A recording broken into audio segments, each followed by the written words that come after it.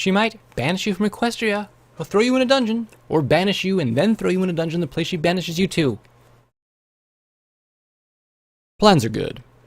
You have a goal, and you think ahead of time of ways to obtain it. Obstacles to overcome or circumvent, things that you'll need. Planning is the mark of intelligent, thinking people who can predict troubles coming. And certainly things will come up that the plan will have to adapt to in order to survive. But good plans can change to overcome these little difficulties. Call it plan evolution. Our plan was officially extinct, and I was looking up at those screens and onto that immense, charred face flickering with blue and green light. I knew that we were shortly to be just as dead as our scheme.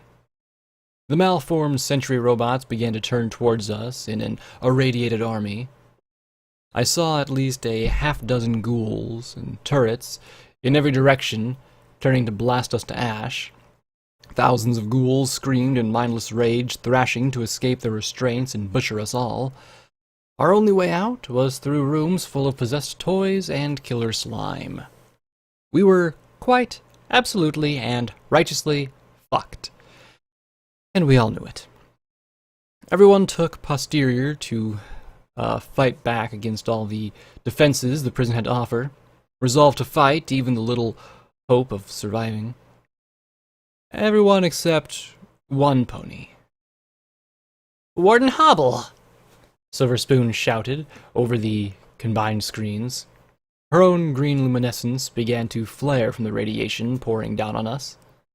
"I'm Silver Spoon. With the MOM, I'm here to administer you your annual inspection and evaluation. It's, totally overdue." Every single eye on our team turned to stare at the glowing ghoul as the cracked and blackened face scowled down at her. Hobble leaned forward till one blazing eye filled the view. "Pardon?" he asked in a low, incredulous voice. Silver Spoon looked up at the immense eye and gulped, but she didn't back down. "According to MOM penal facility requirements, your performance must be evaluated every year. So, I'm here to give you one." She yelled up as she stepped up to the front of the group. One of the floating robots drifted down, the screen and eye drawing back from a scowling face, shrinking it to fit the single monitor as he glared at her. There was a flicker of some sort of gem on the machine's arm, and a red beam waved back and forth over her face. In the corner of the monitor, an image of the mare in life had appeared. I had to admit she was definitely cute, and I'd like to think it was shock that had me thinking of such things at a time like this. "Silver Spoon, you're here, too." His blazing eyes widened, and the ghoul leaned back, frowning and muttering to himself before he said sarcastically, "Oh dear, I thought it'd been a while. My evaluation. Of course you'd pick now of all times." His lips cracked and crumbled as in an extra wide grin, blue-green flames licking out between his teeth. "I don't suppose I could convince you to reschedule. We're having a mild disturbance at the moment." "I'm afraid not, Warden Hobble. My inspection team and I shall, inspect your facility, and I will come to your office and discuss your evaluation, when it's complete." She gave a prim little nod, then glanced over at me. I mouthed, "Lift the lockdown." Her eyes widened, and she blurted, "If you could, totally lift the lockdown, it'd make this whole thing a lot easier." "Lockdown?" He said the word like it was dirty. "Whatever do you mean? I run a tight ship, Miss Spoon. There's no lockdown." He put his melted hooves together on the desk before him. They deformed and stretched like taffy on the ends of his limbs. "I'll instruct the guards not to impede your evaluation." His screen turned towards Nurse Graves, and the red beam flashed again. "Ah, and you already have a guide already. The whistleblower." He hissed the word with such malice that Graves took several steps back. The warden's eyes returned to Spoon. So long as you have your visitor passes, the automated security should ignore you and your inspection team. His blue eyes narrowed as he chuckled low and slow. I do hope you remember to pick some up. Otherwise, best come back another time. And that was when the screen flashed off and the half-dozen floating robots lifted into the air. The sentries returned to patrolling the walkways. "That was brilliant, Silver Spoon," I said, throwing my hooves around her and giving her a squishy hug. The ghoul blushed even brighter green and lowered her eyes. I suspected she didn't get complimented on being smart very often. I quickly backed off, though. Every bit of radiation in here added up. I just thought, like, he might be like me and not know he's, like, dead. The mayor suggested. "Why did he say there wasn't a lockdown, though?" Psycho Shy asked, then looked at Nurse Graves. "And what's the big deal about blowing whistles?" This is a bad place to talk, Shears said as he looked up at the flaring warhead. We have to get under cover. I had to admit that he was right. My pip-buck was clicking like mad. We retreated back into the charred library. Away from the magical flames, the exposure dropped to tolerable levels. Tolerable meaning that instead of needing a rat-away every minute, we'd only need one every 10. I took a cloth and wiped the ballistic glass clean enough to peer through. The entire prison looked bigger from the inside than it had from the outside. The interior was completely hollow. An immense cavity stretched up the walkways running around the perimeter, one on each floor. Each level had bars running from the balcony to the next level up. I suppose that they helped prevent prisoners from throwing their non-Pegasi comrades over the edge. About a third of the way up, I saw a junction that jetted out a little into the essential shaft with large, warped-looking windows. Medical, I assumed. I couldn't see up past the medical floor from this angle, so I had no idea about the conditions closer to the warhead. At least we're safer if the warden thinks we're here with the MOM, right? I asked as I looked back at the ghouls and Lacuna standing close to the fire. But there was more worry on their faces than relief. Don't count on it, Graves said grimly. Silver Spoon frowned in worry and nodded. Warden Hobble was, like, totally the nastiest pony ever put in charge of a prison. Silver Spoon said nervously. He was, like, totally corrupt, too. But anytime we'd come to inspect, the inspectors either found nothing wrong, or else they had nasty accidents. Her brow furrowed in concern. He'll totally try something bad. I scowled. Found nothing wrong? Rather, he paid the inspectors to not find anything wrong. At least, that's the rumor. Silver Spoon murmured. So the MOM took bribes? Psycho Shy said with a snort. Surprise, surprise! Silver Spoon stammered. Well, it's like no guard pony ever had that much power before. We got bonuses from courts if we looked the other way whenever Goldenblood's name came up. Nobles were always glad to give a present or two to hush something up. I mean, I know it was wrong, but what could we do? Go to Pinky? She was totally letting drug dealers off left and right. She hung her head a little. I mean, yeah, it was wrong. What else could we do? What about going to Luna? I asked with a frown. Mr. Shears, Graves, Silver Spoon, and even Lacuna looked away and didn't answer. Stygius' tufted ears ducked down. I felt an irrational stab of rage rise up inside of me. Princess Luna. Freaking ruler of Equestria, Luna? Why didn't any pony just trot up to the Alicorn princess in charge and mention the biggest prison in Equestria was run by the biggest scumbag ever? Why was every pony looking at me like I was the crazy one? It is hard to explain, Lacuna said over the howls and screams of the prisoners inside. Celestia had always been an open ruler. You could talk to her and she would listen. You could approach her and feel secure that she'd take you seriously. But Luna, she wasn't like her sister. When she gave public speeches, they were always to the point, and then she was gone. When she held court, she was firmly in charge of everything, and the security. Luna was kept safer than any pony in Equestria, and it also isolated her from her own people. There were always stories, though, Mr. Shears murmured. stories of Luna appearing at meetings in the middle of the night, of making appearances where no pony expected her to be. She'd show up at a Manhattan orphanage or a shelter in Philadelphia and give comfort to those in need. She'd play pranks when least expected. She could be terrifying as well. She was the princess of the night, and like the night, she was ever-changing and inscrutable. Luna took care of her duties, I'm sure of it, but she had no lack of ponies to stand in the open for her. I chewed back my response. It made sense. She was at war with a race of people who excelled at infiltration and assassination. Being a ruler out in the open was painted a bullseye on your head.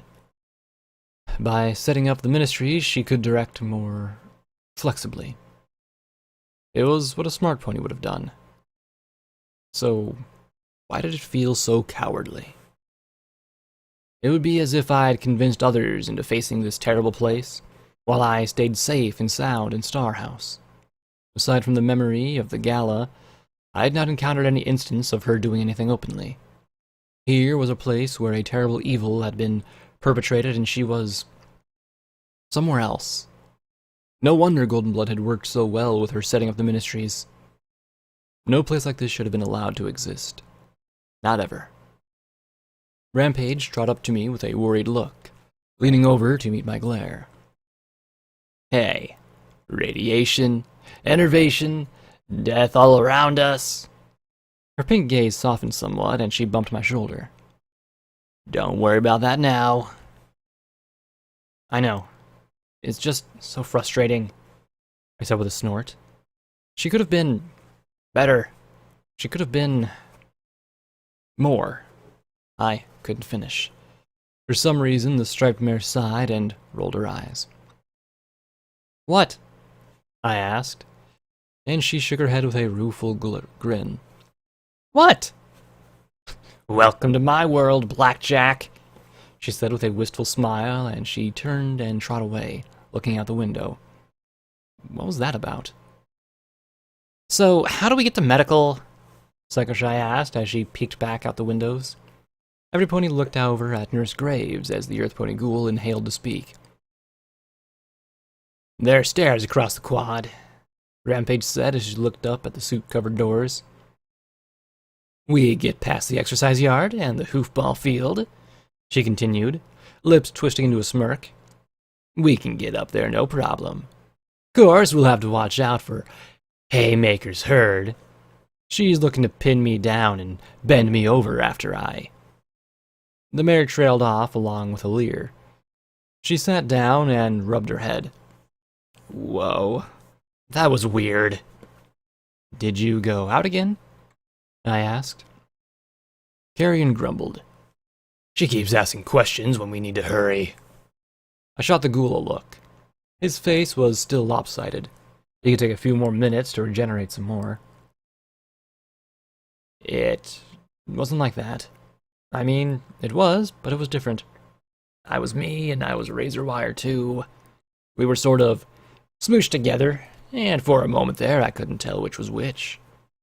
She shook her head hard and bumped the side of it again. Sorry. Anyway, if we're going up to medical, we take the stairs. Our side, all that. The kitchen elevators are a more direct and safer route, Nurse Graves said as she pointed off to the right. We can go through the cafeteria to the kitchen and up to medical. We won't need to go by the cells or cross security patrols. I looked from one to the other. Elevators would be quicker. Let's get to the kitchens, if we can avoid them, I said with a wave to the courtyard. Then I'm all for it. If the elevators didn't work, we had 4 people with wings and more than enough guns. Poking my head out again, I looked around and spotted the hovering robots moving up and down the shafts, and sentries lumbering around on their warped legs. None were close to us.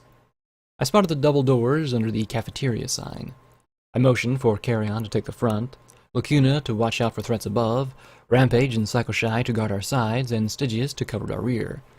I frowned, not seeing Xanth. Ah, there she was, with the rest in the corner. Funny, that suit made her hard to follow, even when she wasn't sneaking. I trotted beside the Griffin, and we started along the ground floor edge with a solid wall on one side and a half-melted chain-link fence on the other. Astonishingly, we made it to the double doors without anything bad happening. The ballistic glass was coated in soot and had warped and slumped in places, but I couldn't find a gap we could get through. The doors themselves were stuck to their frames. Carrion and I grunted, heaved, and finally pulled them open with a resounding crack. "Hurry!" I said as I jumped through. That was funny. What were all the cafeteria tables doing stacked up at the far side of the large empty room? Then a dozen ghouls popped their glowing blue-green heads up over the rim. They wore blue combat barding, similar to the style I'd worn so long ago, leaving chapel for the first time. They took one look at us and shouted, "The prisoners! They've busted loose! Fire! For Luna's sake, fire!" Shotguns, pistols, and assault carbines were levitated into the air, and from behind the barricade of lunch tables. Oh, horse apples. "Shield!" I shouted as they opened fire with a barrage of gunfire. Lacuta immediately extended her shield around Silverspoon's shears and graves. I wasn't exactly sure where Xanth had gotten to, and hoped she hadn't tried to leave on her own.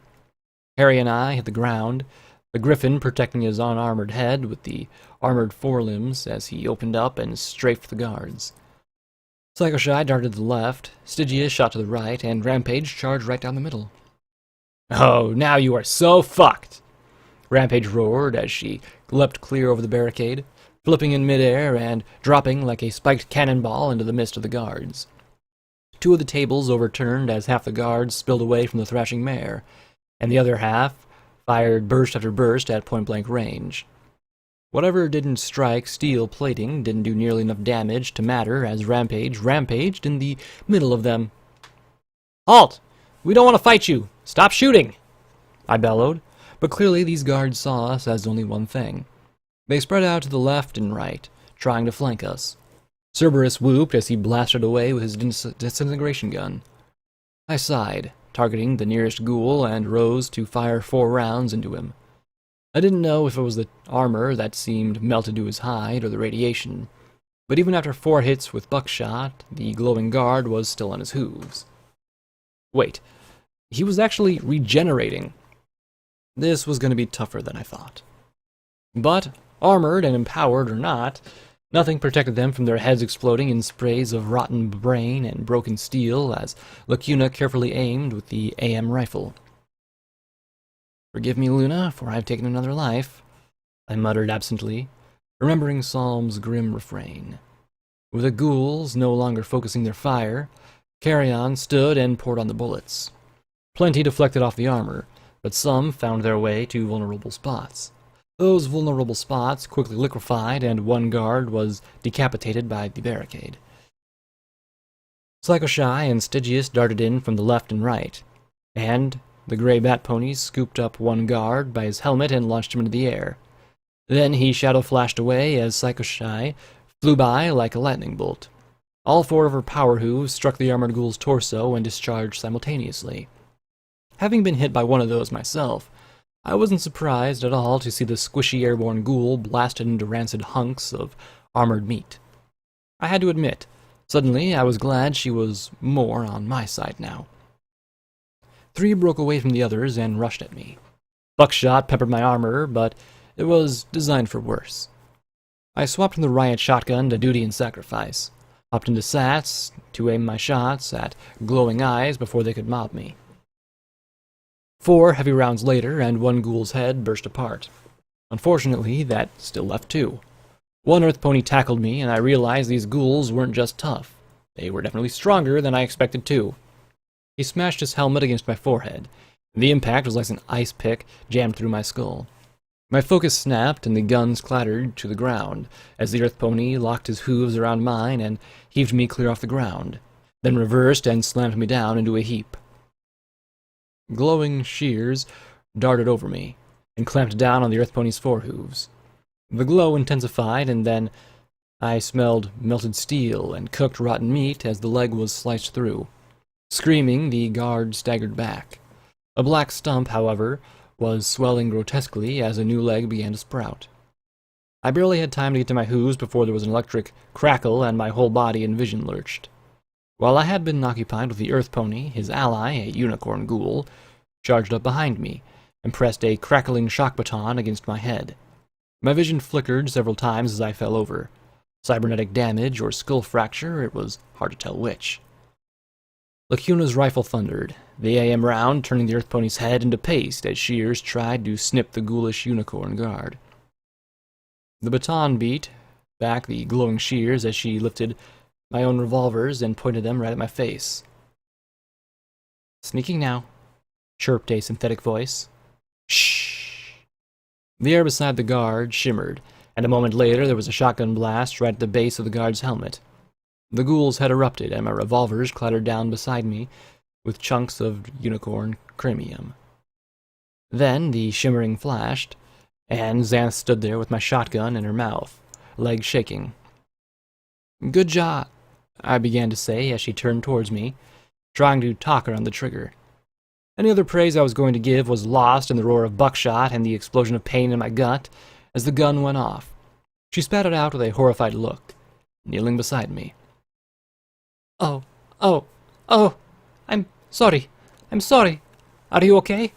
Please don't kill me with my own bones," she begged, her hooves shaking as she fumbled to get a potion out of her hazmat suit pockets. I choked it down. It was watery and wouldn't do anything for me anyway. "I'm sorry. I only had basic firearms training, and I failed that the last 3 times, and really I shouldn't, but I had to do something, and—" I silenced her, pressing a hoof to her lips. "Don't worry about it. Happens all the time," I murmured as I tried to summon my magic and lift my guns, grunting and straining as my guts burned with buckshot. Rampage, Psycho-Shy, and Carrion were mopping up the last 2. I gave up and collapsed back for a moment to let my repair talisman fix me up. In fact, I treated myself to a minty sapphire as I lay there and tried not to think about the fiery sensation as my body put itself back together. "Blackjack?" Lacuna asked in concern. "I'm fine," I said as I waved still slightly acid-etched hoof into the air. "Please take Xanth over there and give her a 2-minute lesson on firearm safety. Make sure you cover not talking with a trigger in your mouth." My abused skull was giving me a migraine. "Come on, Blackjack," Rampage said. "Come on nothing, Rampage. I just got shot by my own shotgun by my own teammate. I'm taking 2 minutes." I gestured at the dead ghouls beside me. "See if they've got anything useful. I'll be lying here when you're done." Sometimes even security needed a breather. Lacuna herded Xanth away. "She saved your life, Blackjack," the dealer rasped next to me. "Something that I'm profoundly grateful for," I muttered as I curled up on the side, trying to ignore the pain radiating from the point-blank shotgun blast. Any pony that thought it odd kept it to themselves, given my sour mood. If I hadn't been armored and augmented... She also shot me, so while things are in her favor... Ow! I cracked open an eye at the emaciated pale stallion in his wide-brim hat. "You were looking better." He patted my foreleg. "Some days I'm better like you. You know, just needed a little rest, and I'm able to make contact." "Do you see or hear anything I do anyway?" I asked with a little frown and a blush. "Unfortunately, yes. But I try to ignore most of it. Thankfully, I can't feel what you feel," he said as he looked down at me with a wan smile and tired eyes. "When you were talking about responsibility the other day, were you talking about Luna?"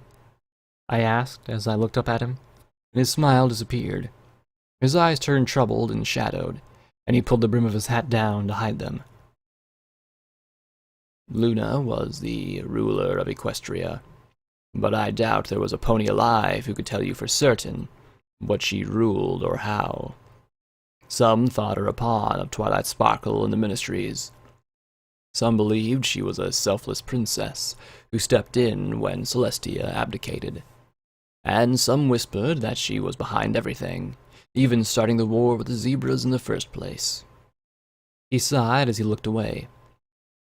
We may never know what she really did, even without the effects of the apocalypse and 2 centuries.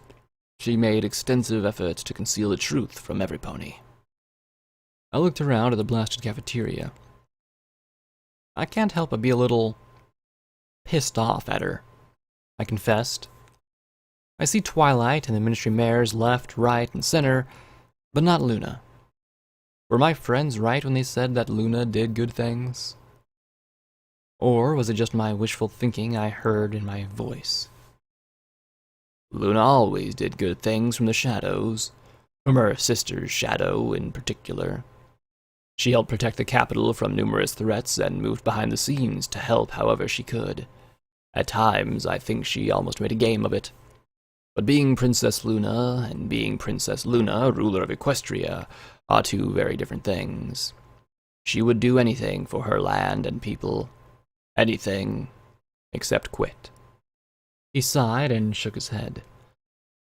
Sometimes I don't think any pony knew what Princess Luna really felt. She was always alone. I always felt sorry for her. I sighed too, then looked at the dealer again. But once more, he was gone. I had to haul myself to my hooves. My entire gut still felt cooked, but the pain was receding. Once on all fours, I felt a disconcerting lurch as my insides were subject to gravity again, and I had the horrible sensation that they were going to tumble right. Okay, not going there. Deep breaths, Blackjack. Deep breaths. I looked at my team, collecting what ammo and weapons they could from the slain ghouls. I selected a pair of 10mm pistols, cleaned out the mouth grips, loaded the magazines with every bit of AP ammo I had in the caliber, and walked over to Graves and Silver Spoon. If we're going to get through this, we're going to need more pony shooting. Especially if we ran into a sentry. Do you know anything about firearms? I know I won't use them, Nurse Graves replied evenly. I'd been afraid of that. I hoped it didn't have to do with suppressed urge to kill me. I know they, totally freak me out, Silver Spoon murmured, lowering her glowing eyes. I had to take a training course when Tiara and I joined the MOM, though. I suppose that was better than nothing. I motioned Xanth over, as well as I passed Silver Spoon the gun. Take it. Point at the enemy. Fire the trigger with your tongue and not your mouth. Bite firm, but don't clench your jaw. And do not shoot me, I added firmly with a glance in Xanth's direction. The zebra looked at the blood splattering on the belly of my barding. My gut still burned. I hoped my repair talisman could do something about the buckshot. Speaking of gunshots and shotguns, I took back my 12-gauge riot gun and passed Xanth one of the guard's 10mm automatic pistols. I'd weather it better if I faced any more friendly fire. We'd spent enough time here. I was in the yellow radiation wise and feeling rotten. Nothing specific, just a whole-body malice that remained even after slurping down Radaway. At least I was less radioactive, though. Rampage trotted over to the counter, leapt over, and moved to the door to the kitchens. It was locked, but 2 rabbit pins later, I clicked it open. Thank you, P21. I got ready for nothing. The kitchen was empty. 3 long, gleaming stainless steel counters stood next to sinks and industrial-sized mixing machines. Pots dangled from racks that hung from the I-beams running along the ceiling. No knives, of course. But there were still utensils chained to the counters, and lots of canned food. This stuff any good? Rampage asked as she lifted a can of beans and tossed it to me. I nibbed off the corner of the can and sampled the contents. Well, it wasn't sugar apple bombs, but it was pretty sure it was edible. I munched it down, and we added more to our saddlebags.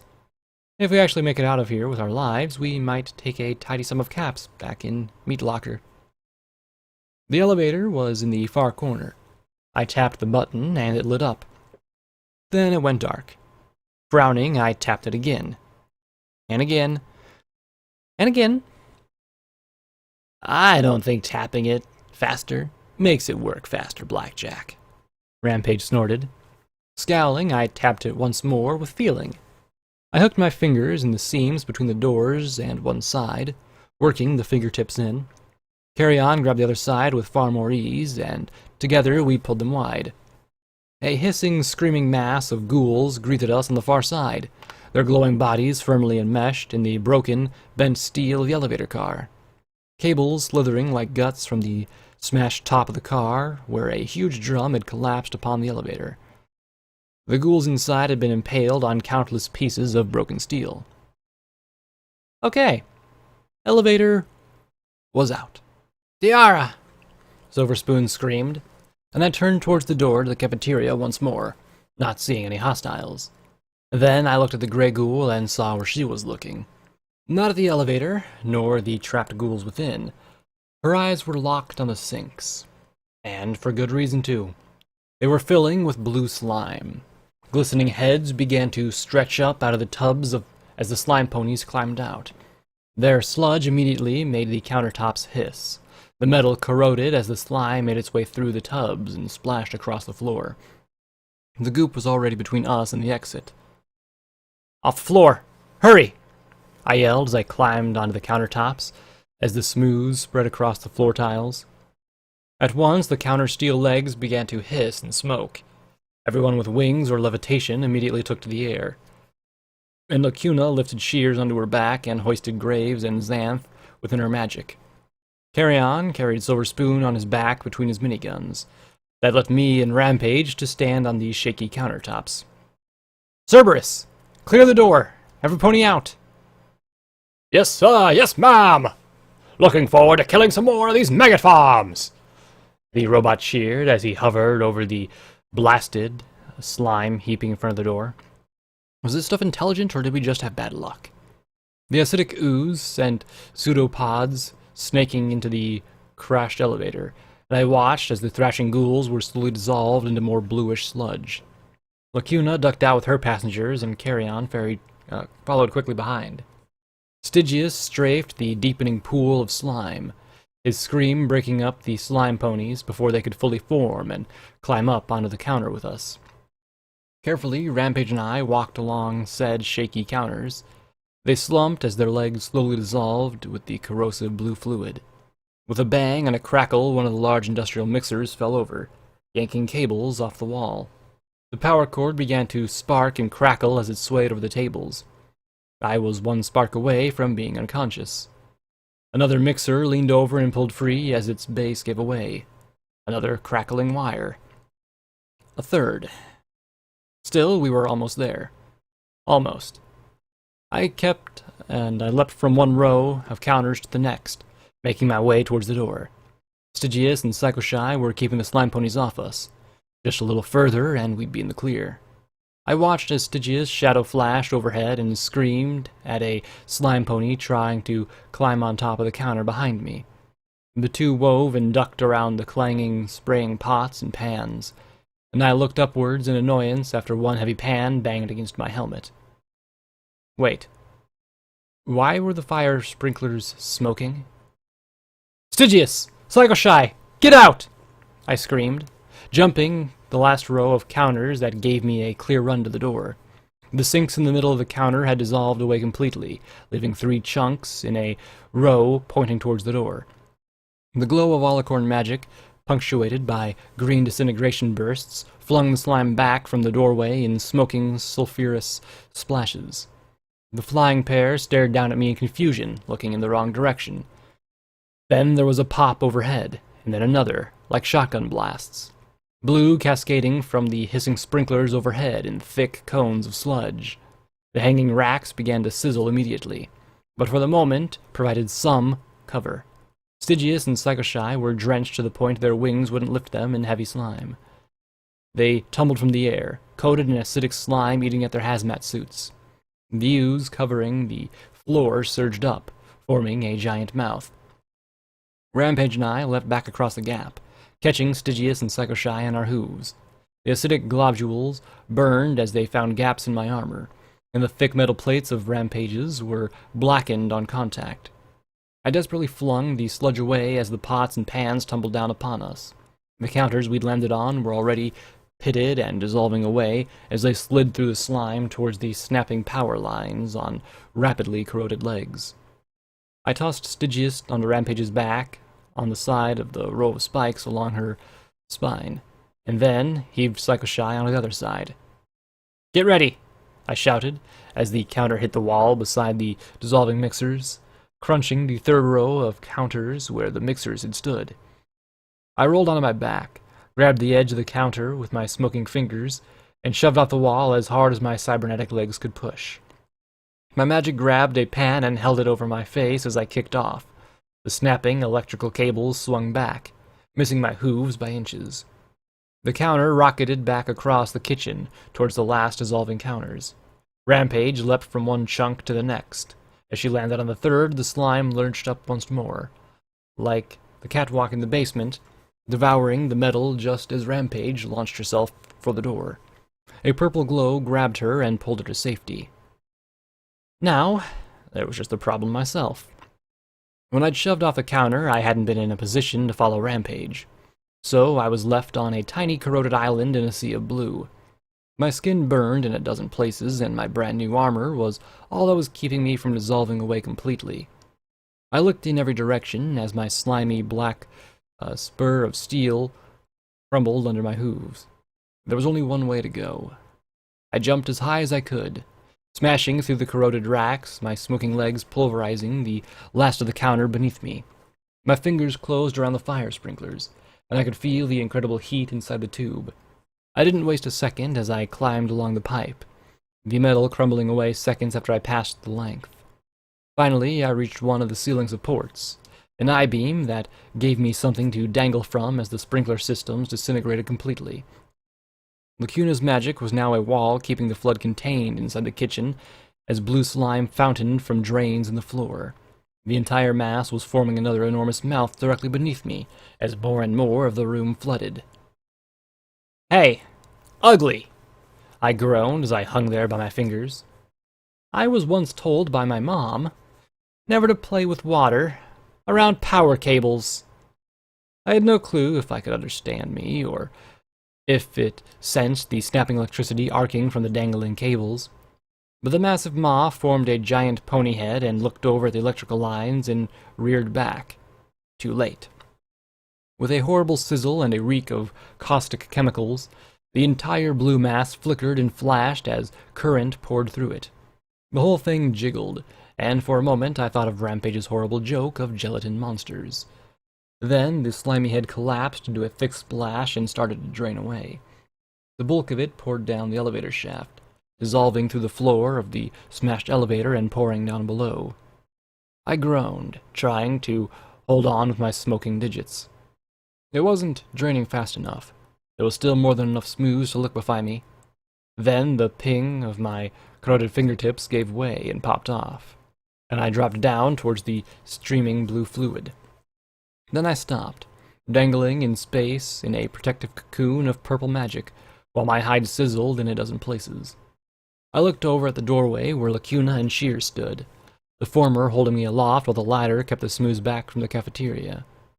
Once they'd pulled me back through, they wasted no time peeling off my armor and washing me with bottles of water. Then they took out cardboard boxes looted from the kitchen and shook out this white powder on my burns. Almost immediately, I started to feel relief. "You know, this place isn't so bad," I muttered, my whole body afire. "Once you get past the undead guards, the acidic ooze monsters, the insane warden, it's really pretty horrible, actually." I finished lamely, sitting up. I looked over at Stygius and Psychoshy, whose rad suits were literally falling apart before my eyes. Better the suits than their hides. Though Rampage was healing, her armor was covered with ugly rusted splotches where the smooths had touched it. My brand new armor had already been taking a thrashing, but it kept my hide intact. Silver Spoon and Xanth looked at me in worry, Nurse Graves in concern, and Shears with an almost desperate stare. Carrion, though, only appeared mildly annoyed by the acid-etched steel of his power armor. We hadn't even left the ground floor, and already we were thrashed. I chowed down on cram and gems, and was relieved to see my fingertips reforming. They looked discolored. I suspected my body didn't like rebuilding whole parts from tin cans, but they seemed to work okay. I looked at my gray foreleg and forced open the pitted door to examine the pitbuck within. The black device was slightly discolored around the edges. Stable tech built to last. A few buttons on an EFS appeared on the screen. I slowly looked up at the ceiling and tiny navigation icon directly above me. I looked over at my friends and the people who had followed me. Psychoshy sucked down on a packet of Radaway, sharing it with Stygius, who didn't seem to like the orange tanginess. I was going to get them all killed. The file number just shone back at me, taunting me. Follow the file, Blackjack. Follow the file. Find the answers. Learn the secrets. All I had to do was keep going. Keep following the trail to the very end. Overcome. Win. Win at any cost. Ante up. Push to the very end. The question was how many bodies I was going to leave behind me. I looked over at my companions, thinking, feeling folks, and not just answers to my question. They'd followed me here. Was I going to be like the Ministry Mares? Like Golden Blood? I closed my eyes a moment and took a long, low breath. Okay, that's it. I'm pulling the plug, I said as I stood and closed the plate on my forelegs. What? Mr. Shears asked bluntly. We'll find the exit and get the hell out of here. How many Radaway packets do we have? A dozen? I asked, looking at Nurse Graves. The ghoul shook her head. Less? 8, she said softly. Right. Then we're done. I'm not going to kill all of you for my own ends, I said as I looked to the south. We go back to Meat Locker, heal up, come back another day. We didn't know about the smooths, the soul jars, or the warden. We need better supplies and weapons. I want to get Glory and P-21 in on this. His grenades and her beam rifle are just what we need. You can whip up more talismans and we can bring a tanker truck of Radaway and we'll do it right, I said with a nod. We can work our way in from the outside, take our time with the turrets, pick off the ghouls, and make sure the place is secure. I see. The round ghoul was silent for a long moment. I'm afraid that's not acceptable, Mr. Shears said calmly. I groaned. I feared this was going to be trouble. Look, what's another month? You've waited 2 centuries for this. I'm not waiting another hour, Mr. Shears said in a low murmur. I refuse. Rampage frowned and rolled her eyes. I'm not sure if you missed the point, but if BJ says we go, then we go. And there's 10 of us and 1 of you. I doubt you could take us all. I don't have to take any of you, he said as he looked right at me, his horn flaring bright blue. Just 1. From the cloaked ghoul, a twisted, ghostly white whirlpool formed above his horn. Then in a flash of gray smoke, it shot across the distance between us and slammed in my chest. I'd like to say I'd never screamed from inside before. But as the spell hit me, I heard a noise like enervation coming from my chest. A clawing, twisting explosion of pain that drove me to my knees. Rampage sailed through the air and crashed down upon Shears like an avalanche. You're dead! She reared her hooves above him. Rusted, jagged hoof claws began to rip him to pieces. I die, she dies, the ghoul screamed, freezing the earth pony. Shears rasped. That curse is slowly ripping her soul from her body. In a few hours, she's dead. Or worse. Rampage grit her teeth in frustration. Do you know how to remove it? He asked, staring at Lacuna, who pointed her aim rifle right at his face. The alicorn didn't answer. Do you? He asked as he looked at Xanth. Star-Kethery blasphemy? Xanth spat at him. You meddle in that which you have no right! I've learned over 2 centuries that one does what one must. We are reaching the top of this tower, tonight. I don't care if every single one of you dies in the process. I'm getting what is mine and not waiting a moment longer, he said, as he looked up at us from where Rampage had knocked him prone. My combat inhibitor is a little iffy on this one, Cerberus growled. So's mine, Rampage replied. Don't kill him, I gasped as I struggled to stand. To do anything, really. I felt like there was something twisted inside me, trying to pull something out of me. The pain was unlike anything I'd ever experienced. Not yet. I slowly fought my way to my hooves, and his milky eyes widened in shock. Why? I asked as I looked down at him. You're standing? You shouldn't be able to stand. The pain, he muttered as he stared up at me. Is nothing I'm not used to already, I said as I stared down at him and grimaced. I get hurt. A lot. So, tell me why, I said as I floated vigilance out and pointed it at his head. Or else I'll kill you and have a nice party in afterlife before I die. Again. Again. He murmured softly and then took a slow step back. You've been to the afterlife. Seen the singing lights? But your eyes are synthetic. So, tell me why, I said, then clenched my jaw against another stab of pain. Shears stared at me for a long moment, then turned away. I have to. Surely you can understand doing what you have to do. I took several deep breaths. I rather thought that shooting him at this point would be a little too late to count as self-defense. Okay. Let's get out of here. Maybe the goddess would work something out, or I'd just tough it out. Or maybe it would kill me. Hopefully Lacuna could unite me with glory before I finally kicked it. Wait, Lacuna said as she walked slowly and imperiously towards Shears. All eyes were drawn to the magnificent regal alicorn as she stared down with cold condemnation. How have you done this? Scattery sorcery, no doubt, Xanth murmured, stamping her hoof.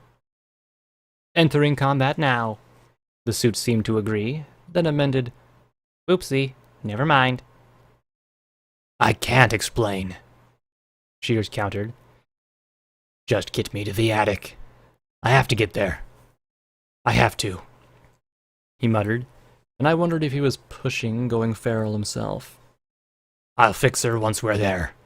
I promise.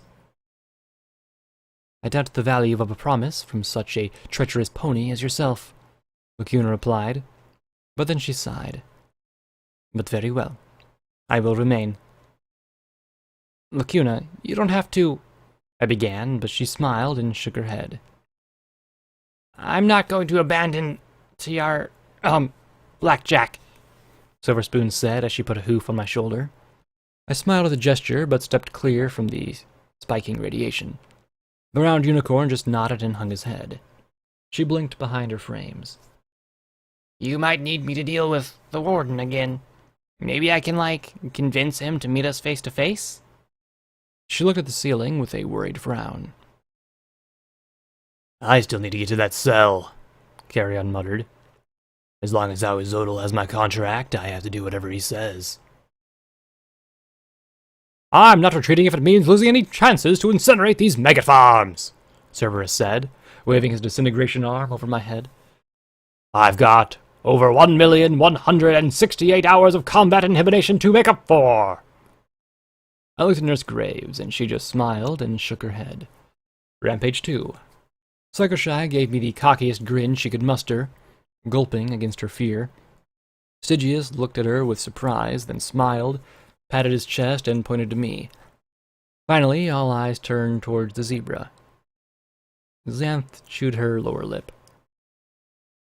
I can go? With that stealth suit, you probably can, I replied calmly. I sort of dragged you into this. We could use you with us, but if only you want to join us. The zebra looked absolutely torn. I... She stammered, looking in the direction of the exit. Oh, curses! She slumped down before me, hanging her head. I cannot leave you, maiden. You have cursed me like all the others. I am in your thrall. I sighed and rolled my eyes. Xanth, you can go. I don't want you along if you don't want to come along. This whole zebra curse thing was getting a whole lot harder to understand and, honestly, a bit concerning. She bowed her head towards me. I am cursed to follow the Star Maiden. Fighting my curse will only increase my suffering. I resign myself to my doom and damnation, Star Maiden, in the hope that you may lessen your wrath upon my people. Okay, I give up. Zebras are just weird. I grimaced, fighting the auguring sensation inside me. Okay, Nurse Graves said. 8 doses of Radaway, that's 15-20 minutes. Every pony and zebra take another Radex. She passed out 4 tablets to those of us who were vulnerable to radiation poisoning. Chalky goodness. Xanth looked at Rampage as she scraped rusty hoof claws along the corroded surface of her armor. Do you not need some as well? Xanth asked, looking at her legs where the acid had burned her. She seems fascinated by the smooth hide contrasting with the pitted metal. And were you not wounded? Rampage started to say something, but her face turned aggressive. Then, just as quickly, formal and aloof. Mere injuries such as these are of little concern for Polly. Do not concern yourself on my account. Then she gave another shake and leer at Xanth. Keep poking your nose into my business and I'll cut it off. You hear me? And a moment later, she adopted that lazy smile that sent a chill down my spine. Rampage, I murmured. Are you... you? Why, Blackjack. Who else would I be? She replied sweetly. Now, take it easy. I wouldn't want you to suffer any more than you do now. Right. I looked at Lacuna, Stygius, and Psychoshy.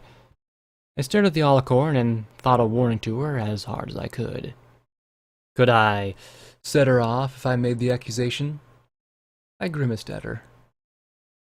You're such an angel, Rampage. The striped mare just smiled a little bit more. It was the politest way she could bare her teeth at me. We trot to the doors, and I looked out across the penned-in gymnasium with warped workout equipment. The twisting sensation inside me faded a little, like the spell was finally wearing off. Maybe he botched the curse. Or maybe it was like the poison joke spell, biding its time until the perfect moment to spring on me. Either way, my friends weren't going to let me walk out of here, so I was just going to have to deal with it. Story of my life. Let's go, I said as I pushed open the door and moved out. Don't fly in the central shaft, Graves warned as we spilled out. They're high-powered turrets up there designed to take flyers out in the event of a lockdown.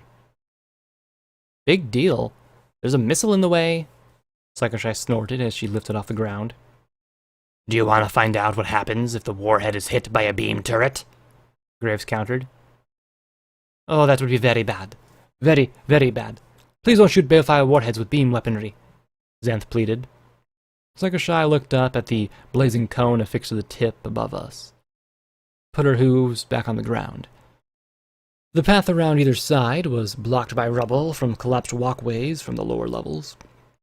The only way to the broad stairwell was across the floor of the central shaft, which was a mess of twisted steel, chain link fence, and tangled razor wire. Blue flame from the warhead burned with a toxic, waxy slowness in the midst of the rubble. Thrashing ghouls tangled in it struggled towards us. In the direct glow of the warhead, my pip-buck was hitting levels of radiation I'd never imagined before. "Move, move, move!" I shouted as we charged together through the steel briars, fighting the lingering, twisting sensation in my chest. Metal hooves smashed down rolls of razor wire, letting my companions scramble across my back. Purple magic lifted aside the half-melted husks of workout equipment. Stygia's shadow flashed to the far side of the intact stretch of fence, and together with Psychoshy tossed all of us over the razor wire. Cerberus's flamers spewed fire at the glowing ghouls as they fought to reach us, and globs of flame drizzled down in lazy arcs from the baking glow of the warhead above. Despite everything, though, I found myself smiling as we fought together. Even facing all this, we could do anything so long as we did it together. Our strengths were combined and our limitations overcome. When Rampage finally rammed her way through a chain-link door with a melted lock, we staggered out into the broad steps of the stairwell. Under cover, the radiation cut back immensely, but it was still far more than I wanted to be exposed to for long. Still, we all needed a breather. Even the ghouls looked like they were feeling the nibble of enervation. I was feeling like I'd just come out of an oven myself. "Okay, folks. No time to stop now. You hornheads are just too soft." Rampage laughed, and now I had no idea who was in charge of her. Between the radiation and enervation and various curses, we were all looking a little bit wan. "You know what they say." Then I gaped a moment as she sang. "Some people are earth ponies made out of mud. Well, this poor mare's made of muscle and blood. Muscle and blood, skin and bone. A mind that's weak, but a back that's strong." We stared at her in shock. Graves grinning broadly. She's singing Highlander tunes now? Psychoshy asked as she gaped. "Ponies," Carrion murmured, rolling his glassy eyes. Cerberus gave an odd click, and music, low, strong, and oddly dirty music, began to play out of his speakers, as Rampage ran up the steps, and grinned back at us. "She was born one morning when the sun didn't shine. She picked her shovel and she went to the mines. She loaded 16 tons of that number 9 coal, till the boss mare said, 'Well, bless my soul.'" We couldn't help but follow her as she ran up to the second level. A sentry bot, its metal hide mottled and deformed from the heat, turned and faced us as its voice crackled some sort of broken warning or threat. Rampage didn't miss a beat as she ran up through the spray of its Gatling beam gun and rammed her hooves into its chest, forcing it back from the stairs as she sang out. "Load 16 tons and what do you get? Another day older and deeper in debt. Princess Luna, don't you call me, 'cause I can't go. I owe my soul to the company store." She smashed the sentry's chest over and over again, the robot struggling to bring its gun to bear and blast the striped earth pony. Lacuna's AM round blew its head to scrap, and the striped mare heaved the robotic carcass aside. The stairs were blocked by rubble, but down around the far side a portion of the walkway had dropped down to form a ramp from the second to third level. There was no time to talk or think, only to run. A turret in the corner dropped down and started to strafe us with glowing red beams of light. Rampage swept up a metal plate from the fallen robot as Lacuna and Carrion stepped to either side of her and blew the turret to scrap. With a laugh, the earth pony charged ahead, and we were swept up along with her. "She was born one morning, it was drizzling rain. Fightin' and trouble, her middle name. She was raised in a cave, bred by an old mama griffin. Ain't no high-class mare making her walk the line." We approached the next corner, racing past cells full of howling, glowing ghouls that waved their hooves at us and slammed themselves against the bars. I noticed the floating robots in the central shaft were tracking our movement now. I couldn't worry about that, though, not with this pain auguring inside me. The turret dropped down as we got to the second corner, and I dropped into Sats and blasted it apart before it could start unloading on us. We got to the rubble ramp on the third floor, but 2 sentries were waiting. I glanced out at the floating robots. That was hardly a coincidence. But as Rampage started up, Xanth touched her shoulder and shook her head.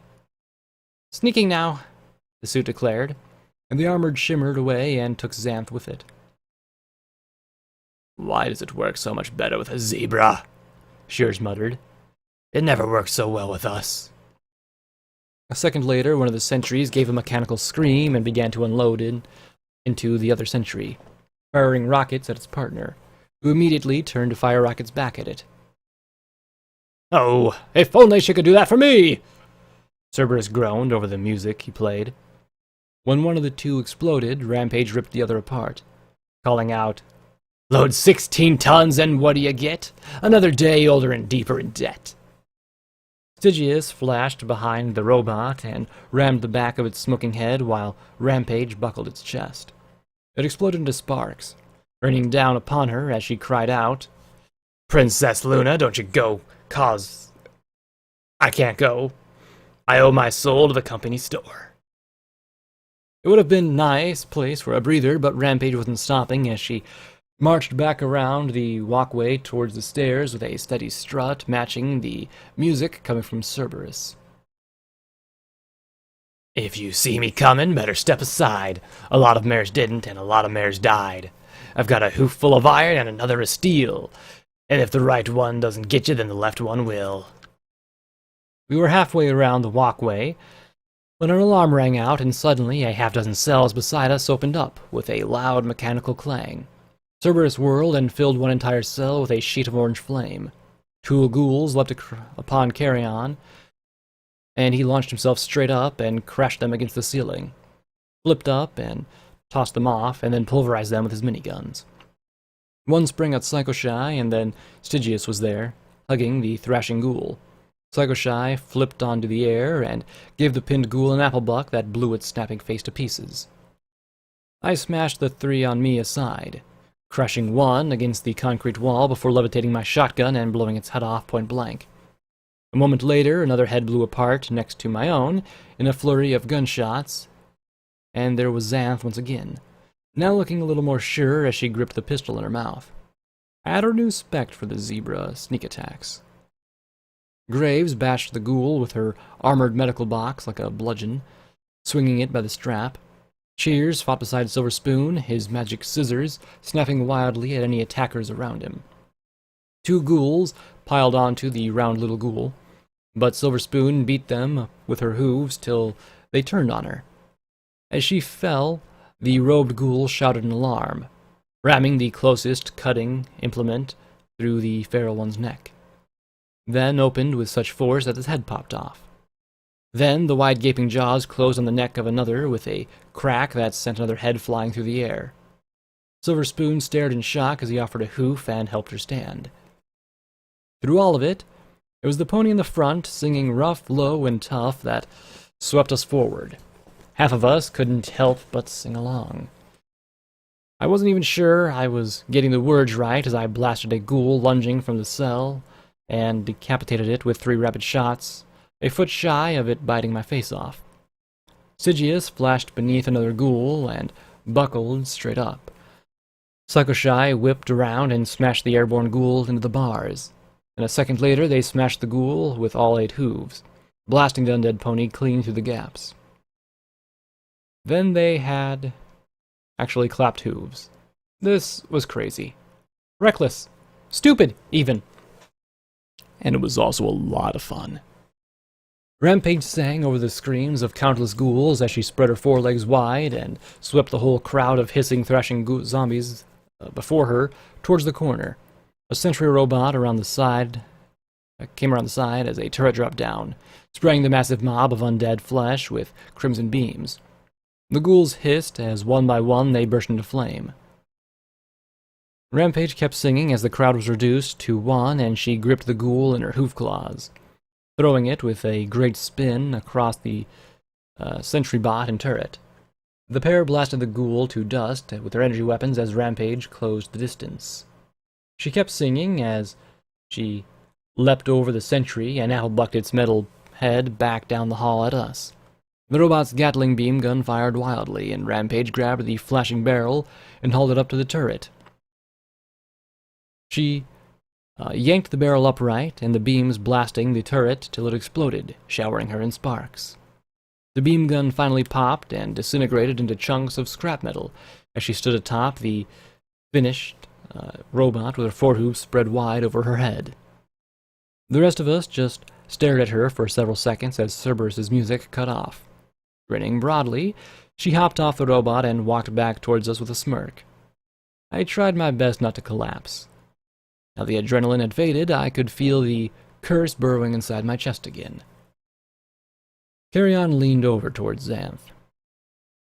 You understand that this is why you couldn't beat them, right? You just couldn't compete with pony combat folk music. Xanth didn't argue, though she did furrow her brow. There was once a report that said pony battle effectiveness increased by almost 70% when they were singing. It recommended withdrawing immediately till the song was over. I grimaced as I walked up to the armored mare standing in front. There were stairs continuing the rest of the way up to medical. Nice job, I complimented as we trot forward. I kept an eye on the cell doors. Nice to see somebody else doing something crazy for a change. Nice to do something crazy that's not also completely friggin' evil, she said with a nervous little twitch as we started up the stairs. You okay? I asked with a worried smile as we walked up a short hall with another turret. Sats and 4 shots took care of it neatly as I looked at her. You're worrying about me? You're the one with a zebra curse on you, Rampage countered. You die once and it loses half its thrill. She rolled her eyes a little. Then there was still worry in her gaze. Heck, she was an expert at dying, if not at staying dead. What is it? She glanced at me once more, and her smile faded. I don't feel quite like myself. Since coming to help you, yeah, been feeling a lot more on edge than usual, she said as we trot past the sparking turret towards the reinforced doors marked medical. You remember how I'd black out before? Well, now I feel strange. Like I'm not sure how I'm supposed to feel. Like I'm not me anymore. Was that the reason for the song? I asked, trying my best to hide the throbbing in my chest. What? That? She snorted and rolled her eyes. Nah, that was just fun. To keep my mind off turning shears into bloody paste for pulling that stunt. I still plan on punting his bubblegum butt off the top of the tower after he lifts the curse on you, though. Rampage, I began, and she thumped my shoulder. No, you can't just keep letting this happen, Blackjack. You let your rapists go, you helped Sanguine. Heck, the second you had those organs, you could have put a bullet in him and been on your way. Now this guy has cursed you. When you were going to start punishing ponies that fuck with you, huh? The striped mare grunted and rolled her eyes. I thought of tearing apart 5 Pegasi in the rain. Rampage, I can't do that. Or rather, I can't do that and live with myself. I nearly killed Boing because I was on a bloody tear. Ask Xanth about Yellow River if you want. The zebra immediately flinched back. Don't kill him. He lifts the curse and I'll call that fair. We all get out alive and get what we want. That would be good, Graves muttered as she walked up to a terminal screen next to the door and started typing with her hoof tips. Not threatening the person who she needs to lift the curse would be good too. I glanced over at the glaring white eyes of Shears. So, what can we expect in there? Rampage asked, tapping her hoof claws against the door. My coworkers and friends, Graves replied quietly. Then she looked back at us somberly. I don't expect you to not fight them. But if any of them are talking, please give them a chance. Rampage huffed a resigned smile. Oh, you don't have to worry about that. Heck, even if they're feral, Blackjack just might let them come along anyway. She's funny like that. A few more taps and the door clicked. Okay, the Earth-pointed ghoul said. Once we're in medical, we're going to the supply room. It's on the far side of the medical level. Head left and look for supply. There'll be a lot more than 100 doses of Radaway in there. More than enough to get through the rest of the prison. Nurse Graves said with a distant look in her filmy eyes. I counted them often enough to know. I nodded and pushed the door open. I had to admit, I had issues with hospitals and medical places. I was half afraid I would find some super clean, creepy town, or some half-mutated, half-smooth, screaming room situation. Instead, I was greeted with a radioactive scar. Everything inside medical was blackened, twisted waste. Blue flames flickered here and there like odd, cold, hateful eyes. The concrete walls were cracked and crumbling, and metal warped and twisted like overcooked meat. An acidic smell mixed with a reek of old soot. Slagged turrets drooped from the ceiling next to the burned-out husks of Protectoponies. An unhealthy haze obscured my vision. Right. Got an encore? Psycho-Shy asked Rampage sourly. Your turn, The Striped Reaper responded, her voice softer. For some reason, the lack of anything shooting at us had us talking more quietly. Carefully, we hopped through a melted security window and into an infirmary. Blackened bones were still hoof-cuffed to the gurneys and observation tables. Spaced along the roof were painted, melted skylights that angled up towards the warhead. The flaring blue glow made the shadows dance around us. Dr. Fern. Nurse Graves murmured softly as she stood over two skeletons curled up together. She glanced over at me, then back at the bones. Pelvic bone pin from an ice skating accident. Always aggravated him when the weather was cold. That's probably Dr. Silverstrike. They had an affair going. Constant office gossip. She made a choking noise in the back of her throat. The same noise Sanguine had made. The sound of a ghoul crying. He never did come clean to his wife. She turned and trotted quickly away, her head dropping as we walked into a second ward with more equipment around the charred beds. Every now and then she'd find one of the nurses or doctors or even the janitor. Dr. Scampercamp, a horrible slacker on the night shift. Nurse Bramble, who loaned Graves 20 bits to buy breakfast the day the bombs fell. The Earth Pony Ghoul grew more distraught with every body she discovered. She could identify some of the prisoners from their positions and the marks of old injuries on their bones. As we walked down a hall, a ball of flame came down through one of the skylights as we passed beneath it. Fire dribbled through the hole like molten wax, barely missing Stygius and Psycho-Shy. It collected in a blackened pile, and my rad meter spiked. We all backed away, chewing down another Rad-X just to be sure. I glanced at the ghouls. I don't suppose you guys are immune to that stuff, are you? Lacuna shook her head.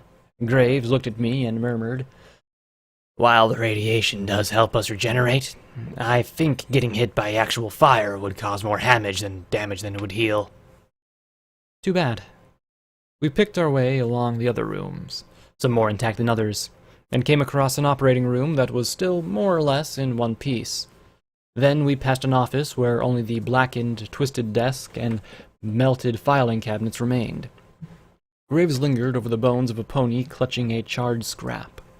A safe had 300 bits and some files that had survived the flames. Pre-war ponies and their love of paper. Graves took them and slipped them into her saddlebags. An intact radiology room. A strange bulbous device hung on an armature over a table. Blackened pictures on the wall showed various diagrams of pony anatomy.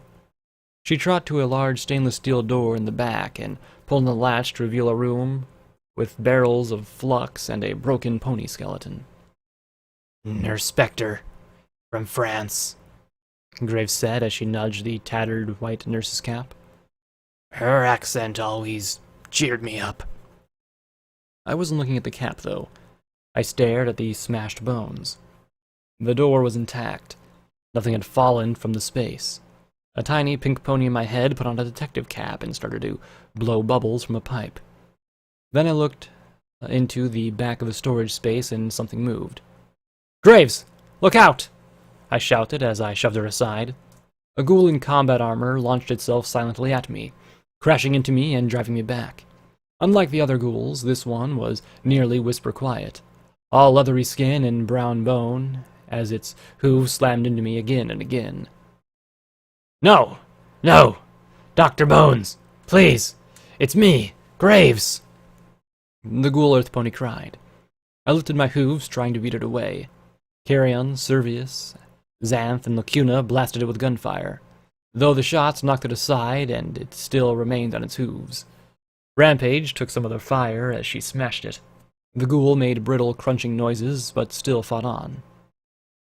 "I'm sorry, Graves," Shears said as the glowing shears came up and sliced right through the leathery hide and dissected sinew. The ghoul's head popped off and rattled as it rolled across the floor. For a moment, the ghoul in combat armor swayed. Then it turned and smashed its hooves down on the round unicorn ghoul. Oh, crap. It was one of the suits of soul armor. I whipped out the first thing I could think of, the only thing that had been effective, my sword. The blade hummed its lone cold note as I slashed at the suit, but unlike the others down below, this one refused to cut. Still, it jerked away as if in pain. I advanced, keeping the sword stabbing at the suit. If I could just drive it back into the storage room. Then it wrapped its hooves around the hilt and turned the weapon on me. I could almost imagine the headless ghoul grinning at me in triumph as it lunged. The pain within my chest exploded, paralyzing me as I watched the armor about to impale me with my own sword. Then the heavy steel cable came crashing down atop the armor with a loud crunching noise. The rear hooves struck out, wiggling wildly as the rest of us was flattened. "We'll not be doing that again, thank you," Lacuna said primly as she looked at me, clutching my chest with a hoof as I struggled to breathe. The pain was slowly receding, and I glared at Shears, who talked silently to a stricken-looking Graves. "We need to hurry," I muttered, and the earth pony nodded. Xanth looked away from the strange radiology machine with some disappointment, but followed. I hated to leave my sword there under the table, but I couldn't see a way to get it out without running the risk of the armor getting free too. We'd have to come back for it after we found the storage room. Next, we came to a ripped-apart break room. Nurse Graves walked to a pile of blackened bones in the corner. Her hoof pawed at a sooty charm bracelet on the forehoof before she turned and sat down beside it. I stared at a picture on the wall, miraculously intact. It showed 8 ponies in lab coats and a dozen wearing nursing caps. Each pony had a signature. I looked at the black and white image of a sober, serious-looking mare. Graves, a.k.a. Miss Grumpy Hooves, had been scribbled above her head. "Feather down. You worked a double," she said to the bones before she leaned back her head and made another choking noise as she clenched her eyes shut. "You know how busy we all were. You knew we needed your help, and you came in on your day off, because you were just a good pony." Graves curled up a little bit more, making another sob. Why didn't any of them make it? Why just me?" I looked at the radiation meter, creeping up through the yellow. "You came back to see if any of your co-workers survived." "This was my life, Blackjack. My home. This place was full of ponies that needed help, and we did everything we could to help them," Nurse Graves said as she trembled. "So why am I still here when none of them are? Was it just an accident that I was in the supply room, stuck doing inventory because I notified the news about prisoner conditions here? Is this existence supposed to be some sort of reward? Or punishment? Living so long and keeping my mind only to remember this horrible place?" "That's why Hobble called you a whistleblower?" I asked as I sat down beside the grieving ghoul. She nodded in short, jerking spasms. "We all knew what was wrong. We gathered files, put our careers on the line, showed the pattern of guard abuse, the overcrowded conditions, and the strange magical murders and disappearances. But I was the one who drew the short straw and went public with it. She grimaced as she looked down at the charred ward. I thought if there was any place where there might be a sane ghoul, he'd be here. Maybe I could get them out too. Her face twisted in anguish as she looked at the charred skeleton. I'd been so close to losing myself when I escaped that I thought that maybe I'd missed one. She clenched her eyes shut. It should have been one of them. Any of them. It's not your fault, I said softly, putting a leg around her shoulders. And, while I understand you're upset, we really need that rat away, Miss Grumpy Hooves. My rad meter had just passed into the red, and I was resistant to radiation. I had no idea how close Xanth, Stygius, and Psychoshy were biting it. She rubbed her eyes and nodded. Hated that nickname. But it seemed to pull her back into the present. Right. You're right. I need to do my job. She gave a wistful glance at the bones beside her, leaned over, kissed the dun skull, and looked back at me. They were all such good ponies. I helped her to her hooves, and she continued down the hall to a simple gray door marked Supply B. I jiggled the handle, made an irked face, and knelt down with bobby pin and screwdriver. This was definitely going to be tough. I could barely get the pin in there. Then something jiggled in my ear. Nurse Graves gave a sad smile as she held a key-ring in her mouth. Okay, I guessed that'd be easier. Still, I bet I could have opened it as well as P21. Would have taken me a while. I stepped aside and let her at the lock. My eyes were drawn up to the warped glasses over us. Wait, was that fire walking? It was hard to make out through the distorted glass, but I thought I saw blue flame slowly walking along the crumbled balcony 2 floors up next to the missile. The bars had broken away. For a second, I thought that maybe it was fire from the warhead that had dribbled off, but it was definitely moving sideways. The storage room clicked open, and inside were shelf upon shelf of neatly organized medicine, chems, and medical equipment. Graves trod in and immediately began to pass over packets of Radaway from where they hung on special pegs. Stygius curled a hoof around a pair of packets and drank both at once. Psychoshy ripped open the corner of hers and poured it right down her throat. Even Xanth drank one as quickly as she could, while I remained in the hall. I continued watching that strange flame, even when Lacuna levitated one packet over and tapped the side of my head with it. I took it, missing the straw twice as I refused to take my eyes off the strange blue fire moving overhead. Lacuna? What is that? I murmured between gulps. She looked up with me, and her purple eyes narrowed in a confused frown. Carrion joined me, then Shears. Then the fire turned and looked down at us. Oh, I began to say when it stepped off the ledge and tumbled like a flaming blue meteor towards and through the skylight, showering us in glass and goblets of blue fire. We fell back as it landed in the middle of us, and for several terrified moments all we could do was stare as it rose to its hooves. I supposed it was a ghoul, technically.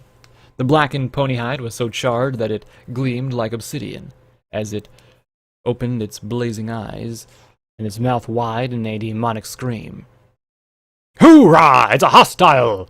Cerberus cheered, the only one not stunned by the monster's appearance, and the robot immediately began to blast the flaming blue pony with shots of disintegration magic. The flaming monster winced at the impacts, took a deep breath, and exhaled a plume of blue and green fire that washed over the floating robot. His robotic eyes exploded in showers of sparks, and the 3 arms were blown clear off. The levitation talisman went dark as Cerberus gave one last anemic crackle. For the glory of Equestria! But Cerberus's actions had galvanized the rest of us as we began firing at the immolated monster as fast as we could. The problem was that many of the bullets seemed to be vaporized before they could do much damage. Psycho Shy just stared in horror. "There's no way I'm kicking that!" she blurted. Stygius shadow flashed behind the flaming ghoul and let out a scream. The ghoul turned and inhaled once again. The bat pony's eyes popped wide for a second before the inferno tore through the air at him. He appeared beside Psycho Shy, frantically trying to put out his purple mane. "Pussy!" Rampage roared as she charged, lowering her head and bringing her helmet spike to bear. She plunged deep into the monster's side, and the beast let out another ear-splitting scream. She grinned at me, then frowned, then sniffed, and suddenly the striped mare yanked her head back. The melted spike completely went away, and the helmet was a red cherry atop her head. She beat at it furtively. "Ow! Ow! It keeps cauterizing my nerve endings, and they keep growing back!" she wailed, and then looked at the blazing pony's hind end and realized an error. Uh-oh. The monster gave an apple buck that blasted Rampage off her hooves, across the room and through the wall.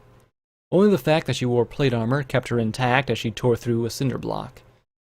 From the limp rear hooves that hung through the hole she'd made, she'd be out for a while. "Stop!" Silver Spoon yelled as she waved her hooves. "Like, you have to do what I say, like the others. I don't care if you're a total big, flamey, and scary. Do what I say and go away." The ghoul turned and stared at her with blue eyes of fire and took a step back. Then hope died as the ghoul made a horrible inhalation noise, the licking flames sucking back through the cracks and holes in its blackened hide. Silver Spoon stared in horror as the fire crackled in its mouth, unleashing a blaze of a radioactive flame. Shears leapt at Silver Spoon and knocked her out of the path of the fire. Caught in the inferno, his rags burst into flame, and he rolled across the ground, screaming in pain. The blazing ghoul whipped its head around, and Carrion and Lacuna flew out of the stream. Half of the break room blazed with blue-green fire. There was no time to question his sudden gallantry as it turned towards Graves, Stygius, Xanth, and Psycho Shy in the storage room. "Hey!" I shouted as I brought up the riot gun and started firing, blasting away at the burning ghoul. "Me! You great, big, blazing son of a mule!" I bellowed as I advanced, firing over and over again. Glistening lead painted the blackened hide of the monster as I tried to draw its ire. Instead, it inhaled once more. I popped into Sats and hit it with 3 magical bullets. The silvery white bolts striking and blasting away holes of blackened bone and charred hide. "Get out!" Psycho Shy screamed, diving for the door. Stygius grabbed the petrified Xanth and swept her out as well, but Graves didn't flee. She scooped up Radaway in her hooves as the ghoul's mouth crackled. "Me!" I screamed, trying to put myself between it and the storeroom. I just needed a few more seconds. Just a few more. Instead, I was hit by a double hoofful of Radaway tossed by the smiling ghoul, halting me for those 2 terrible seconds. Then she vanished in a sheet of blue blaze, along with the storeroom. "No!" I screamed as I brought the butt of the shotgun down on the head of the blazing monster. Purple light swept the orange packets up before we could trample them, but I barely paid any notice. Graves was gone, along with all the supplies we needed. Another good pony gone because she'd tried to keep my dumbass safe. Because I hadn't forced every pony to leave. Because the plan had gone completely to shit. Damn it! I didn't want another priest. I got 4 hits with the butt of the shotgun before it turned and looked at me. There was malice in its eyes. Intelligence. Prisoner or guard, it didn't matter. I knew it had grieved me and caused me pain. So I pinged it back. I might not have had a grenade, but I had explosive shotgun shells. I screamed in rage as I grabbed its jaw with my fingers and forced them wide, ramming the shotgun down its throat and pulling the trigger as rapidly as I could. Its sides erupted in volcanic cascades of ghoul gore and radioactive fire. My pip-buck roared. I was back in the red and heading quickly for dead as I did all I could to blast this thing into oblivion. Then the barrel of my gun blew apart in a shower of red steel. My fingers glowed from the heat as it inhaled once more. I shoved its head away as I dove to the side and looked back. One thing was for sure. I had really succeeded in pissing that thing off. That's it, motherfucker. Chase the blackjack. Every pony does. And then I was running with a fiery monstrosity right behind me. Of course, as I raced down the hall, I was suddenly struck with the immortal question of, now what? I had really pissed off the monster on my butt, but more than that, I was still soaking up rads. I had no clue where this hall went, only that if I came across a locked door or anything, I was probably dead. I felt like shit. I had a hole drilling away inside my chest, and I didn't have a clue what to do beyond run faster. So, why was I grinning so hard? I turned a corner, my way lit by the blue glare behind me. I ducked away under dangling turrets, vaulted over the slag protect-a-ponies, and weaved around the gurneys that stayed ahead of me. Instead, I suddenly found myself on familiar ground as I raced through the observation room, and soon passed radiology. Ahead, I could see my friends and shouted at the top of my lungs, "Right away!" An orange packet was tossed in front of me, and I snagged with my magic, slurping it down as I raced the Equian fireball. Around I ran, building up rads every time I passed under one of the skylights. "Keep it chasing you, Blackjack," Lacuna said in my mind. I glanced back at the beast just a dozen paces behind me. Not a problem. It had to have been an earth pony once. I supposed I should have been glad it wasn't a Pegasus. While I ran past the break room again, every pony with a gun unloaded at once. But aside from Lacuna's magical arrows, all of them were weakened by the ghoul's fiery corona. Bullets weren't going to work. However, they did make the monster stop chasing me and turn to look back. I skidded to a stop, and out came Duty and Sacrifice. I aimed just a few inches south of its tail and fired. The bullets really weren't that effective than my slugs, but it did hit a very tender target, even for a ghoul. It looked back at me, eyes wide in outrage from my lead suppository. Okay, now it was firmly locked onto my ass. The race was back on. All it had to do was catch me till the radiation got me. Keep going, Blackjack. We need something more to destroy it, in one blast so that it can't regenerate, Lacuna said in my mind as I passed the lounge a third time. Silverspoon had pulled shears away from my track. Xanth and Lacuna were missing. Psychoshy and Stygius extracted Rampage from the wall.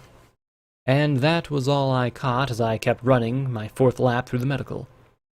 I slurped down 2 rubies and a sapphire, my side aching as I got a cramp. Unicorns were not made to run like this. Okay, well, maybe I was, but, Celestia, that was a lot of radiation. My head felt all kinds of itchy. Things were getting hotter the fourth time around. The ghoul was dribbling sticky blue flames that dropped like pitch, and the flames were starting to add up in my path. I just had to trust the smart ponies that they had a plan. I glanced back as its hoofbeats grew louder and louder, feeling the heat on my rump, and saw a black and red striped tail on fire at the tip. I knew one misstep would be my last. "Maiden, over here!" Xanth yelled as she waved from radiology. Okay, how was I supposed to make that turn? "Be awesome," the Cyan Pegasus suggested. Easy for Rainbow Dash to say? I saw a gurney I'd passed 4 times in my race ahead of me, and instead of running around it, I reared up, grabbed the edge, and sent it rocketing down in front of me. The ghoul made a fiery inhalation directly behind me.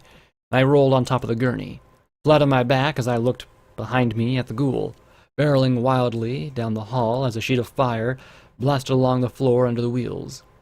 I lifted Duty and Sacrifice with my magic and dropped into Sats again. The 6 bullets turned the ghoul's face into a ruin of runny lead and fire. Then, as the gurney reached the next door, I grabbed the edges and rocked hard to the side. With a ping, 2 wheels on the left side gave way, and the gurney fell before the door. Blue fire sprayed over the top of the rolling table as it skidded and went to a stop right by the radiology door. "Have something good!" I shouted as I scampered in with blue fire sizzling along my spine. "Please have something good." They did. Lacuna stood inside her shield with Xanth on her back, the zebra gripping the strange machine in her forehooves. They'd wired Cerberus's disintegration gun to the front of it. "Get clear!" Xanth shouted as the flaming ghoul kicked the gurney aside and stepped into the doorway. The machine had all kinds of hazard warnings on it, and I assumed Xanth was ignoring each and every one of those as she hit the sides of the device and gave it the most wonderful, ominous hum. Then a pencil-thin line of green disintegration magic lanced out and sliced into the ghoul. It let out a shriek of pain, staggering back as it raised its forehooves. The fight became a struggle between the destructive power of the beam and the ghoul's phenomenal regeneration powers. It struggled to shield itself as it screeched, took a deep breath, and let loose a plume of radioactive fire. Lacuna's purple shield flared as it fought the energetic assault. The ghoul darted to the side, but there was a crack of power hooves and it was shoved back into the doorway. It moved to the other, but power hoof armor claws sizzled as they shoved the ghoul back into the line of energy. I watched in astonishment as one whole flaming limb was reduced to glowing green gunk. This was it. We were going to win. Why was the overturned table heaving up? The metal softened to the consistency of taffy by the flame the ghoul had sprayed across the floor, suddenly buckled as the suit of soul armor pulled itself free. I tried to tackle it, but the dead remains within were utterly pulverized, and it slipped out of my grasp. The armor snaked up Lacuna and knocked Xanth from her back, and then shoved the beam weapon hard, sending the emerald ray slicing through the wall and off the ghoul, bringing the aurora of pain from Carrion. Almost immediately, the ghoul's disintegration leg reformed. This was bad. And then it got worse. The soul armor leapt off Lacuna as the Alicorn stabilized the weapon with her magic. Its buckles and straps flew wide, and I stared as the blue and black armor wrapped itself around the flaming ghoul. The disintegration beam struck the upraised legs and flashed off the metal. I reached out with my magic to try and pull free my sword from the slagged ruins of the table, but it was held fast in the cooled steel. "No! No!" Xanth screamed as she curled up, raising her hooves as the ghoul inhaled once more. I doubted that the soul armor would save the zebra from the radioactive inferno. "Damn it!" I shouted, tackling the ghoul. The armor might have been invincible, but it also blocked the magical heat enough that I could grab the back of the armor's collar, and for the first time shoved the bag of fire away from the zebra. "You don't get another!" I shouted as I heaved the ghoul away. The beast began to thrash, and my friends were forced back as I wrestled with it. My radiation levels were in the red and almost maxed out. I wondered if I simply exploded once I'd sucked up enough. That gave me an idea. A stupid, horrible idea, but still an idea. "Shears!" I bellowed as I twisted around and around in the hall. "Give me your key!" The key? The turquoise pony? Wait, the pony wearing the charred rags didn't have the boiled-looking appearance of the undead. He looked like a simple, portly unicorn with a prominent buck teeth and shaggy brown mane. His eyes had the same milky whiteness of a ghoul, but there was something off about them, something luminescent. That, though, could wait till after I was done wrestling with the unbeatable, dead, invincible enemy. "Yes, the key! Get it! Now!" I heaved and shoved the ghoul towards the window, looking out at the central shaft. It twisted its head around and tried to spray fire over me and my friends. I wasn't going to let another one of them die. I was going first. Shears ran up, the glowing balefire egg floating around him. "But it's not rigged to detonate, Blackjack. It'll take 5 minutes at least." "Don't worry about it," I yelled as it shoved me back, and I heaved the ghoul around. Rampage raced up, pieces of rebar still sticking out of her as she looked across at me in worry. I felt like I had a chunk jammed in my chest. "What are you planning, BJ?" the striped pony asked as she seized the other side of the ghoul and fought to keep it steady. "What I do best. Bust out that window!" I yelled as I grabbed the egg with my right hand. Stygius, Psychoshy, and Carrion smashed it till the glass blew out into the central shaft, falling into the tangled steel far below. The ghoul opened its wide mouth, inhaling again. This time, it was getting something a little extra. With every bit of strength I could muster, I rammed the balefire egg down its throat. My right foreleg blazed like I'd shoved it into a blast furnace as I watched my radiation needle reach the top of the gauge. Looked like Hightower was going to get one more, but it wasn't going to be my friends. The ghoul's eyes blazed, and chaotic rainbow energies began to sparkle from its maw. "Now get out!" I screamed as I shoved it back over the edge. The suit of armor began to unstrap itself, and 2 buckles wrapped around my blazing red hoof, almost yanking me over the edge. The jagged remnants of the window sliced deep into my gut, and Rampage and Stygius were at my sides as the ghoul dangled below me. The chaotic light was growing brighter and brighter as the ghoul opened its mouth. To vomit the balefire egg up, or to just try and take us with it, I had no idea. "No! No more shrieking!" I muttered as I took my target, hopped into Sats, and cast 3 magic bullets at my right leg to the knee. The first 2 blasted the corroded, smoking metal. The third took it off completely. With a fiery scream, the ghoul fell, plunging into the ground 50 feet below. It crashed to the tangled steel, buried for a moment in the twisted chain link and razor wire. Then its blazing head emerged, and let out one last roar of rage before exploding into a massive green fireball that obliterated not just ghoul, but the steel and 10 feet of concrete. It wasn't just vaporized. It was as if everything around the ghoul had been utterly disintegrated, including the possessed soul armor. I was barely aware of the hooves pulling me in. There were screams and shouts calling for Radaway. It didn't matter anymore. I was so tired. Ready for a long nap. I felt Rampage slap me, heard Lacuna tell me to stay awake. Didn't they understand? I earned a rest.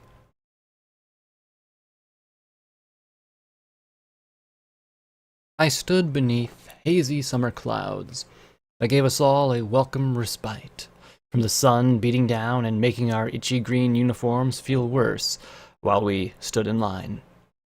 There were at least 1,000 on the field, with more arriving every hour. We'd been given a preliminary physical, sent the fillies and colts who wanted to fight home, signed the parchment, and gotten our hoof and dental prints taken. Then we got our first lesson in military life. Hurry up and wait. So we stood in rows, unicorns in one line, earth ponies in another, and Pegasi on the far side of the field. Above the trees and to the west, black smoke still rose from Hoofington. "Can you believe the zebras said they didn't do it?" one mare muttered behind me. "After Little Horn, I don't put anything past those bastards," another growled. "We should just throw every stripe in Equestria away. Can't trust one of them." I just kept my head down, eyes to the grass. There hadn't been a hero's welcome for us when we'd arrived in Canterlot. There had been the cakes, retrieving their kids, and the discovery that the greatest war crime in history had been performed hours after we departed. My attempt to save the zebra refugees wasn't even a footnote. What did it matter if every pony involved was dead? The zebras denied the attack, saying it was done by a rogue element, not that any pony believed them. Then came the Great Hoofington Fire, killing hundreds more and displacing thousands. They denied that too. It wasn't supposed to happen like this. Celestia wasn't supposed to quit. Alicorn princesses didn't quit. She'd lasted over 1,000 years. How could she quit? Oh, sure, no pony was calling it that, but resigning due to the inability to secure the peace, safety, and prosperity of her people was quit with far more syllables than needed. With the orange mare before me, with a torch for a cutie mark, was led off to the side for specialist training. I stepped up to the table. The frustrated-looking unicorn in golden barding looked up at me, assessed my entire worth in a moment, and found me lacking. I passed him the scroll I'd signed, and he looked at it briefly before snapping a question. "Talent!" I murmured my answer, and he scowled at me. "I asked you what your talent is." "Faith," I replied. "Faith?" He sounded skeptical. I'm sorry, but what is it that you can do? I have faith in Princess Luna to save us all. That is my talent. Faith. I finished lamely. I don't really have any magic. The guard covered his face with a hoof. Great! Another Basset Weaver. He shook his head slowly. Then he floated a stamp over the parchment and brought it down with a thud. Infantry, it read, and I was pointed down to where the majority of ponies were gathering. There were shots and cracks from ponies shooting at wooden cutouts of zebras as more guards worked with smaller groups. "Phone!" called a familiar voice from behind me, and Twist and Doof trotted up out of the crowd. The pale mare grinned broadly as she rushed up. "Isn't this Futher?" She lisped horribly as she grinned for me behind her thick purple glasses. "They're so glad we're signing up." "They said there was a big enough to face off an entire zebra brigade," Doof said, the gray pony with the messy brown mane looking around. "I wonder where we're getting lunch." Given his cutie mark of a knife and fork, there was no question what his talent was. "I bet a soldier eats really well." "Doof, this is bigger than your stomach. We're going to be fighting for all of Equestria," Twist said sharply as she looked over to where the rifle training was being taken place. The royal guards circulated with looks that varied from contempt to concern on their faces. I looked around the crowds as they were packed into smaller groups and herded off for testing. "I get the impression that they're looking for ponies with fighting experience," I said, keeping my voice down. "Yep," came a low, strong voice from behind me, and I turned to look up at a red stallion almost as massive as Doof, but instead of pudge, it was all muscle. The uniforms strained to contain his enormous size. "A lot of folks here are high on hope and anger. Gonna be a mite different when the actual training starts." "Big Macintosh?" Twist beamed at him. "What are you doing here? How's Applebloom? Is he here?" The mayor looked behind the immense stallion, as if hoping to spot her. He looked down a moment, then smiled. "Twist, right?" The mayor nodded enthusiastically. "Whole parcel of us in Ponyville wanted to do our part. Since Applejack's doing something for Princess Luna, I figured I might as well do the same. Wasn't enough of us recruits in Ponyville, so they just carted us out to Hoofington, since this is where they're getting the army squared away. Applebloom's fine, but I don't see her signing up. She's got other plans." "Oh." Twist drooped her ears a little. "Well, that's okay. Maybe she'll come visit." A young yellow earth pony trotted closer, his form almost consumed by his oversized uniform. "Is this where I'm supposed to be? I mean, I'm not supposed to be somewhere else, am I?" "The army? You mean you're not going to be guards? I always wanted to be a guard." Doof asked, frowning in concern. "No," a voice said above us. A Pegasus in splendid golden armor landed in front of us. "The Equestrian army is going to be far larger than the Royal Guard or Equestrian Sky Guard. Most of us will be resigning our posts with the Royal Guard to lead you in battle." He looked to be around a slightly bemused smile. "Things are a little less organized than we expected. To be fair, I don't think we anticipated quite so many recruits so quickly."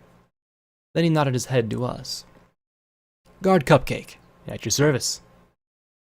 "No surprise," said a low, deep voice. I'd expected it on a larger pony than the husky green earth pony buck.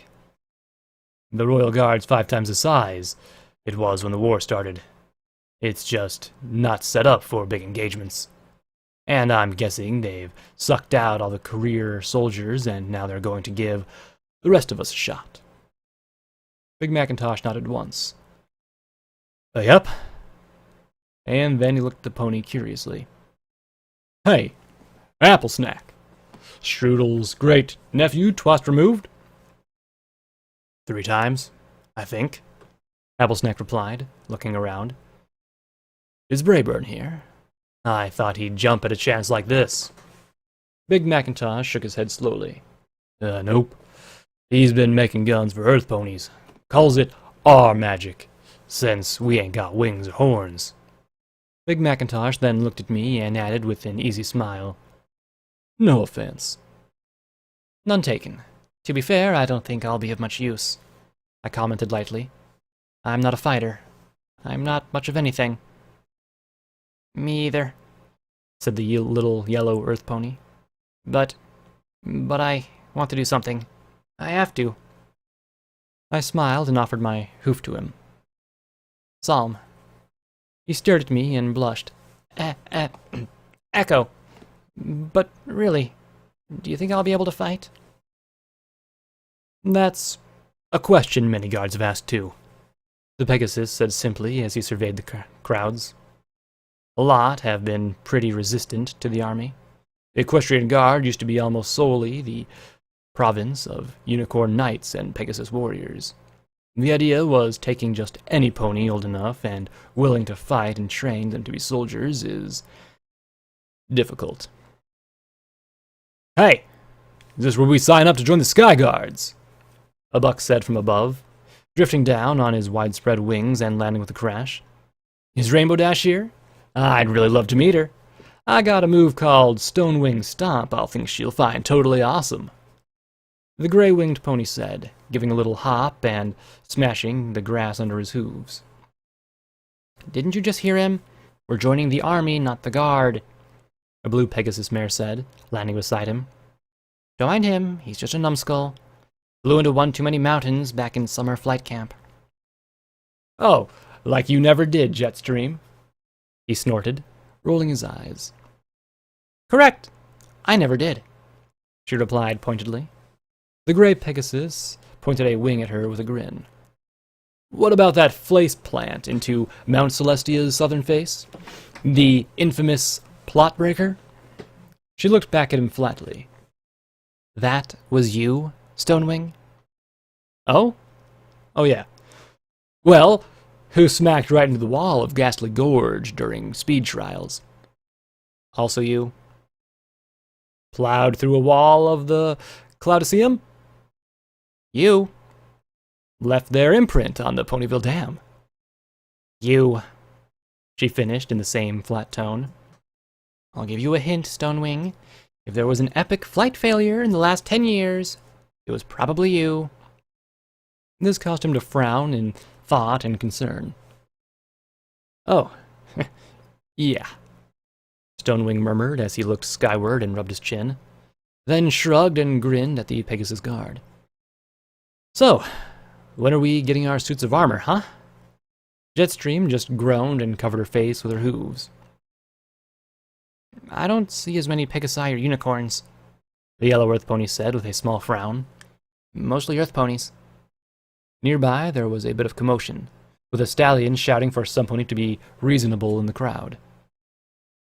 Unfortunately, many Pegasi don't see the appeal of joining, a smooth voice said, as an emerald-maned unicorn stepped forward in his professionally tailored uniform.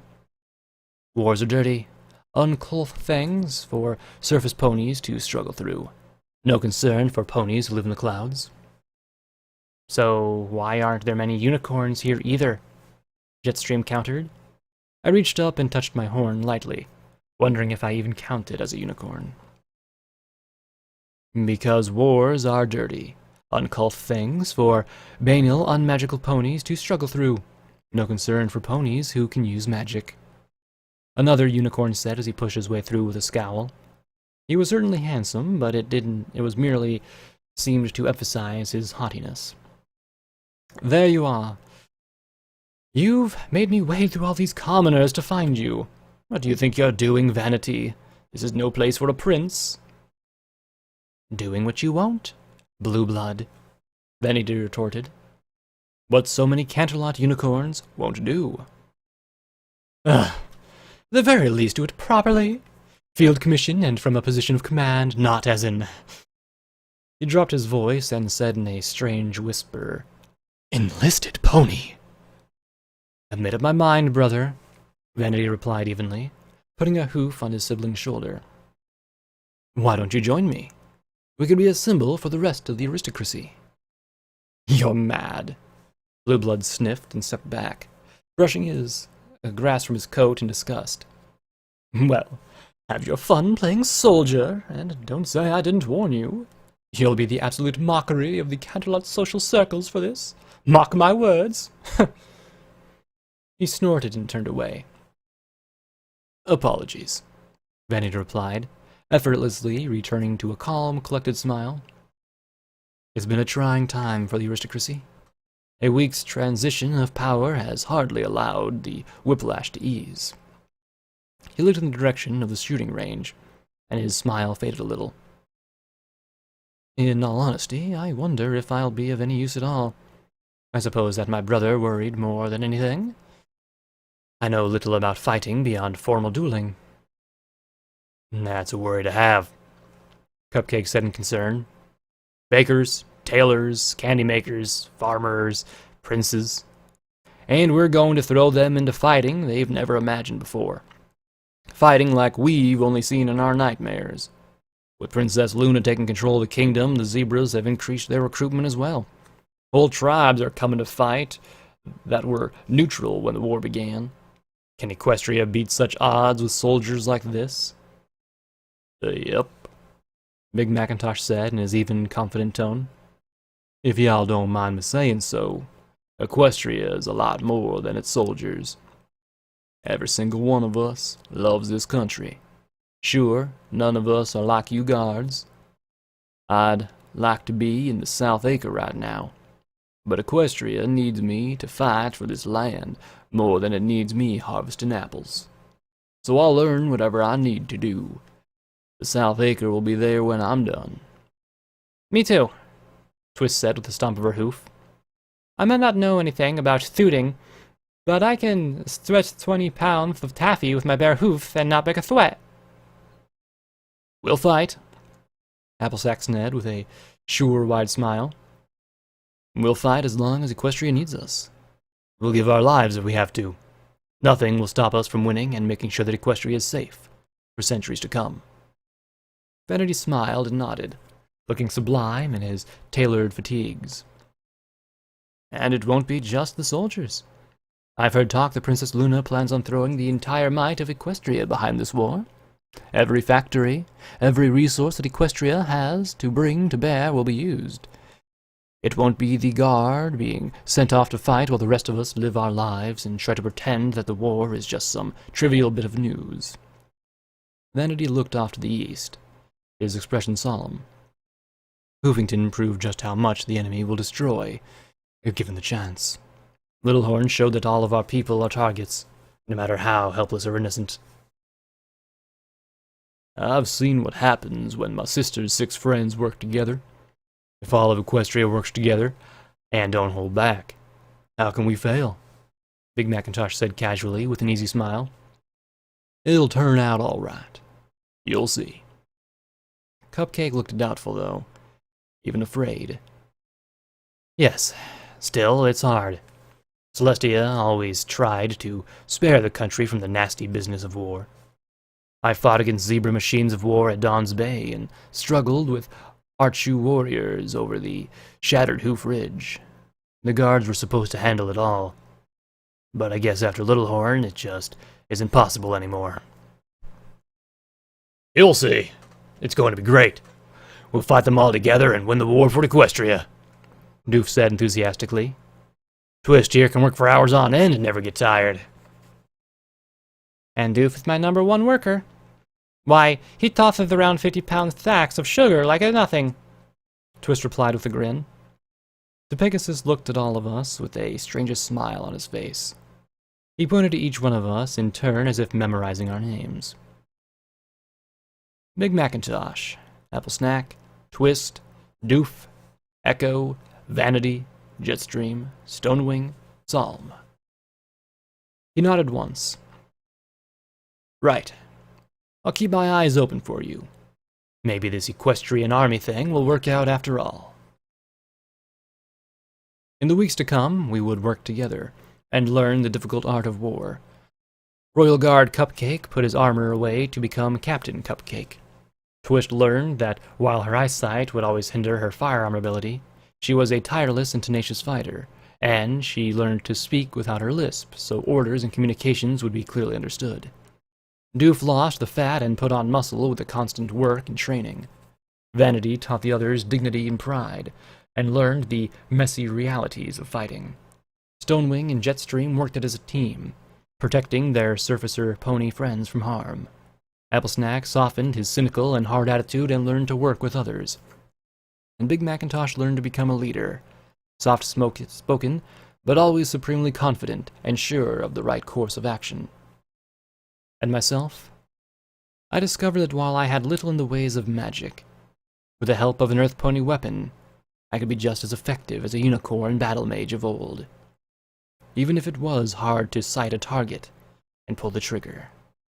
We were friends. We were comrades. We were Macintosh's marauders.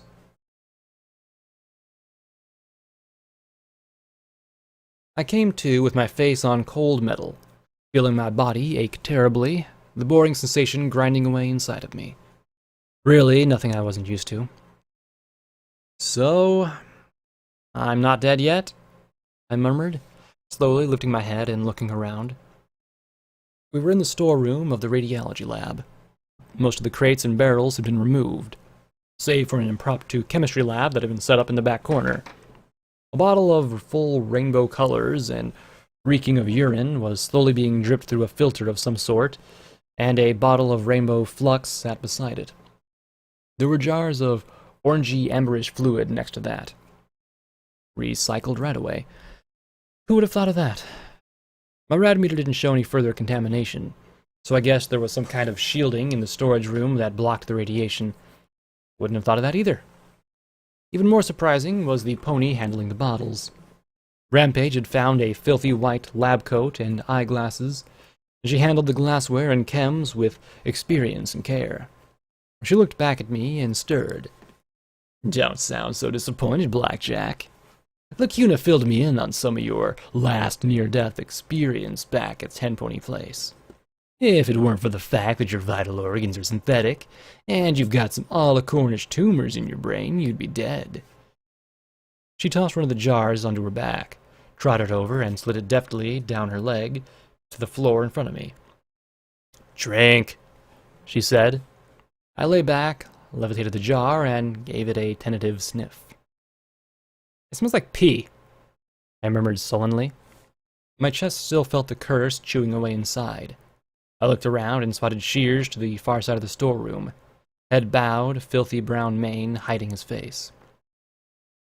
"Well, I tried to filter it as well as I was able, and remove much of the uric acid and protein contaminants as I could, but unfortunately, the facilities here aren't quite up to snuff. So yes, there's probably at least some pee in it. Drink it anyway," she said, then gestured towards the rainbow-splattered bucket in the corner. "When it hits your bladder, aim for the bucket.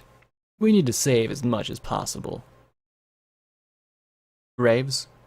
I asked as my brain began to replay the battle. "Where's Graves?"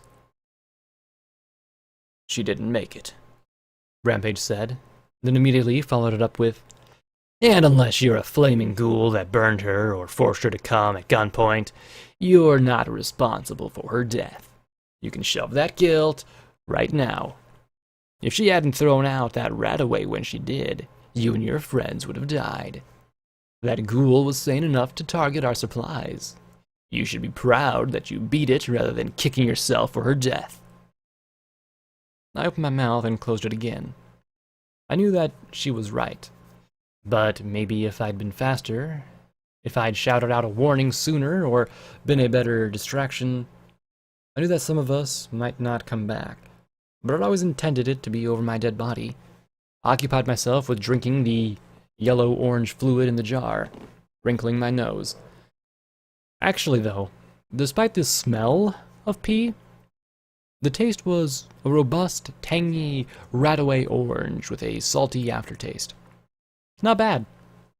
As I drank, I watched my rad levels drop closer and closer to the green. Then I looked at the striped pony as she took the empty jar in her mouth, I ran through the number of ponies I knew and took a guess. Dr. Octopus. She arched one brow at me before she turned and returned the jar next to the equipment.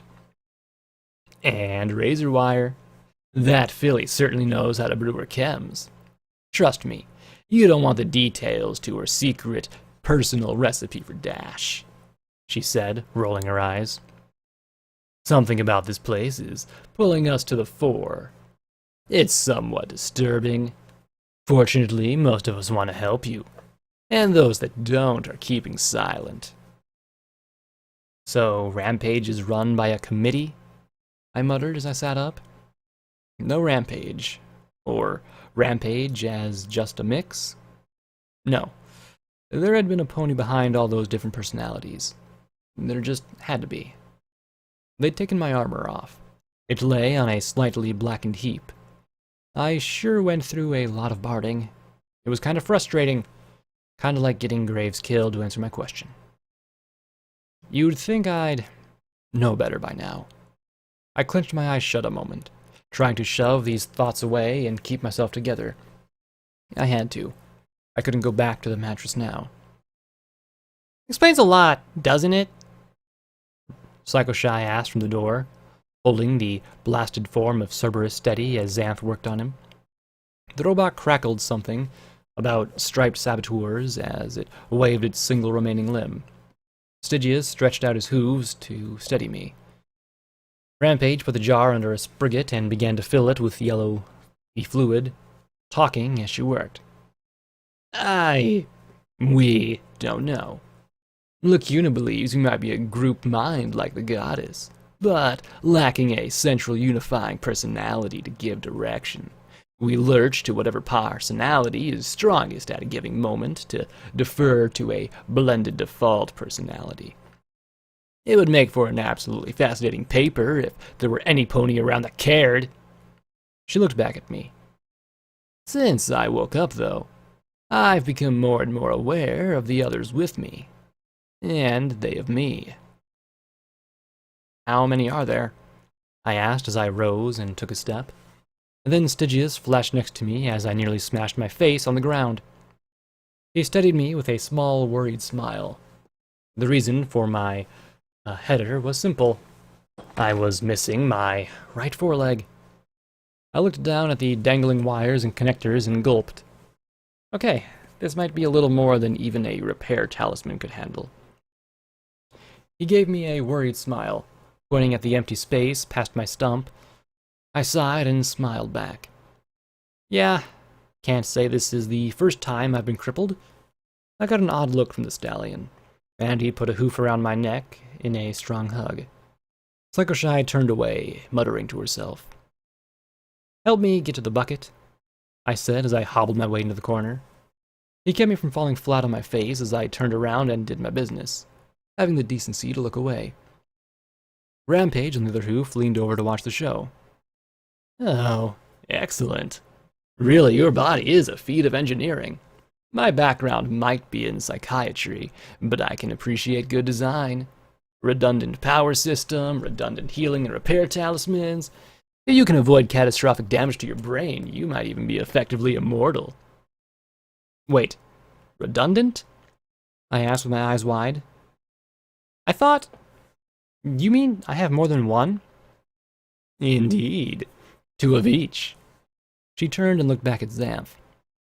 The zebra was able to plug into your hardware and devote all your systems to radiation purging once we got inside you.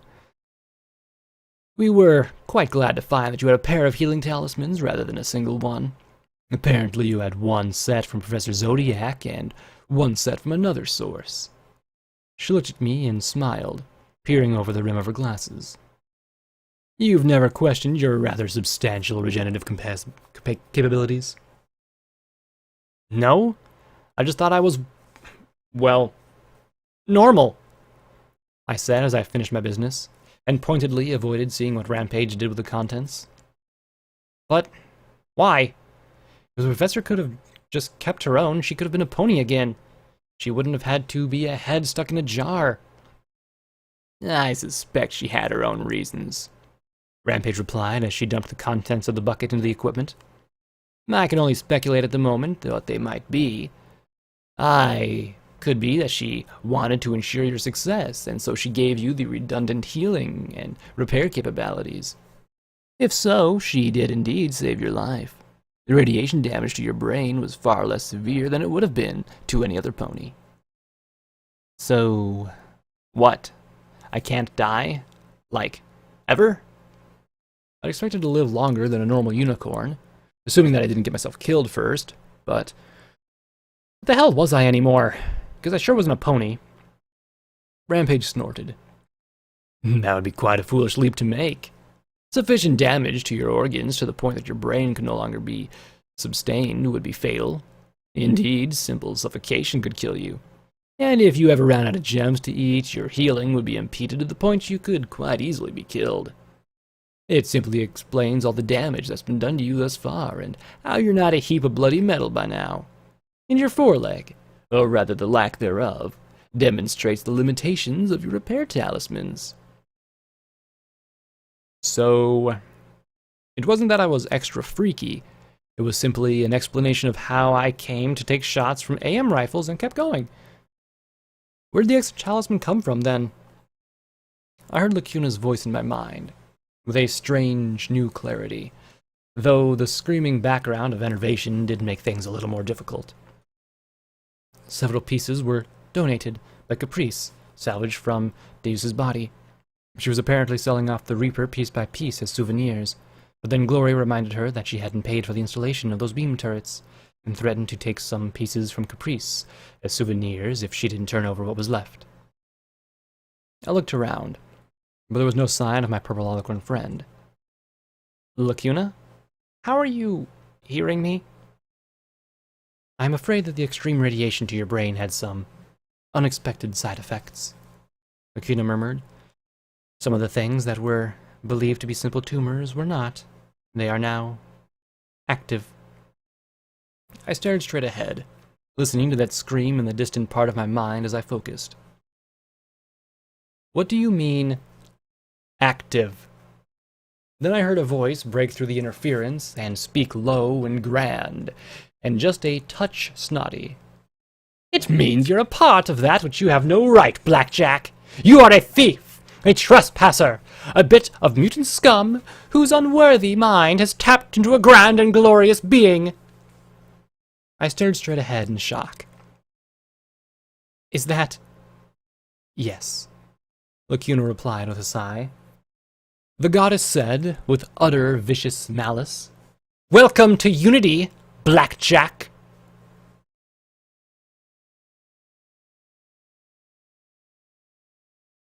So after 10 minutes of panicking, trying to cover both my ears with my one remaining hoof, and mentally thinking, la la la la, as loudly as I could, the screaming enervation finally drowned out the admonitions and threats of the goddess.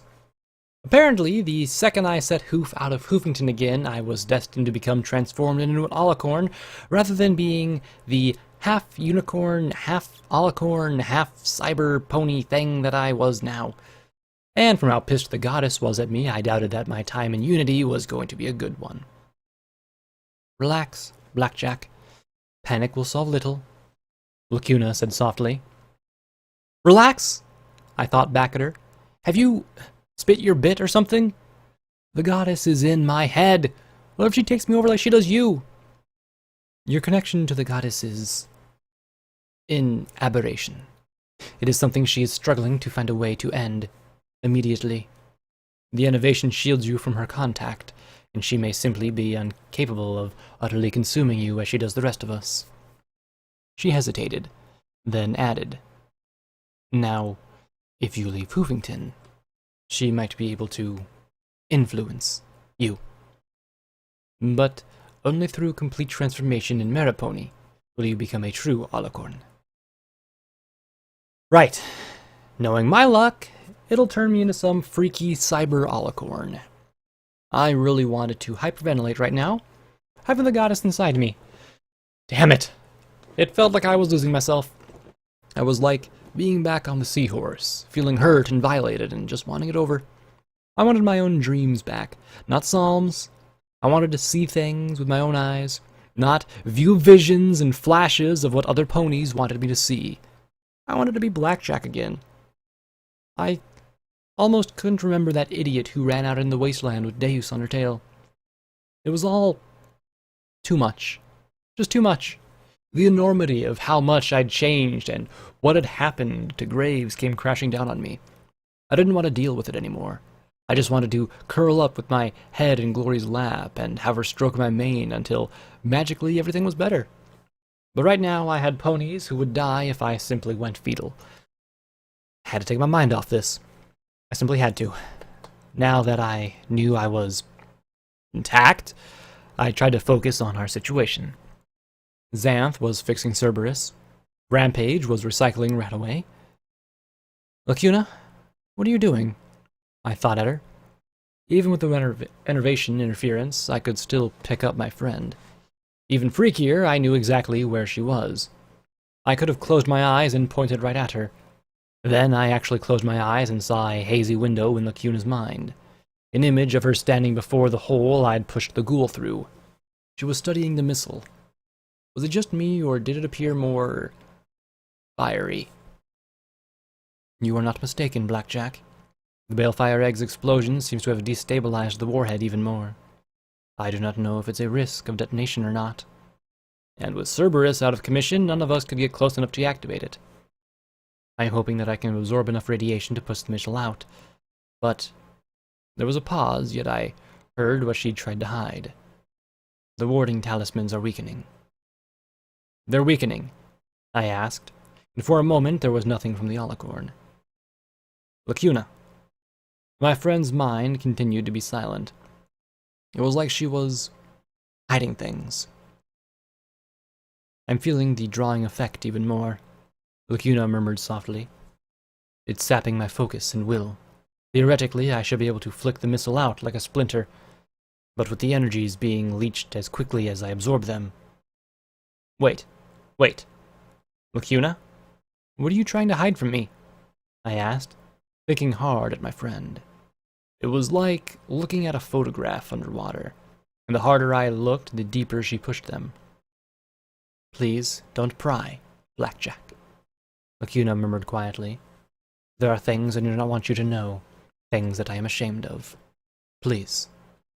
The voice was as soft and composed as ever, but there was a begging tone that halted my attempts to get at those pictures in her mind. What was I doing? Of course I didn't have any right to go rifling through her mind, and if she didn't want to tell me now, hopefully someday she would. I stopped trying to look at those pictures. Sorry, I said once, giving her the privacy she deserved. The privacy I doubted few alicorns in Unity received. I looked around the cramped space. Are Silver Spoon and Carrion out there with you? Silver Spoon is gathering what she can from the storeroom. Carrion is studying the rocket and trying to see if we could potentially shift it or blast it out. Why was it that sounded like a really bad idea? I'll go have a talk with Xanth then and find out what she thinks about it, I said to her in my head. Rampage was still filtering that away. It looked like we were going to have to wait a little longer anyway. I limped over to where the zebra was working on the robot. Its metal casing had warped in the heat of the magical fire, and only one round eye remained. How's the guard dog? She looked up at me in surprise. What? I can't have read a mythology book? Actually, I'd been assigned the book as a group project with Midnight. She was the one who had done the reading. I just got the good bits from her and made up a little black three-headed dog doll for our presentation. Still counted, though. Well, he still has his central processing talisman, spark batteries, and levitation talisman. I might be able to get an arm attached, too, Zebra said as she looked down at the robot. I can't obliterate filthy maggot farms with only one arm, you striped savage! The robot buzzed and crackled its remaining eye as it flashed with its words.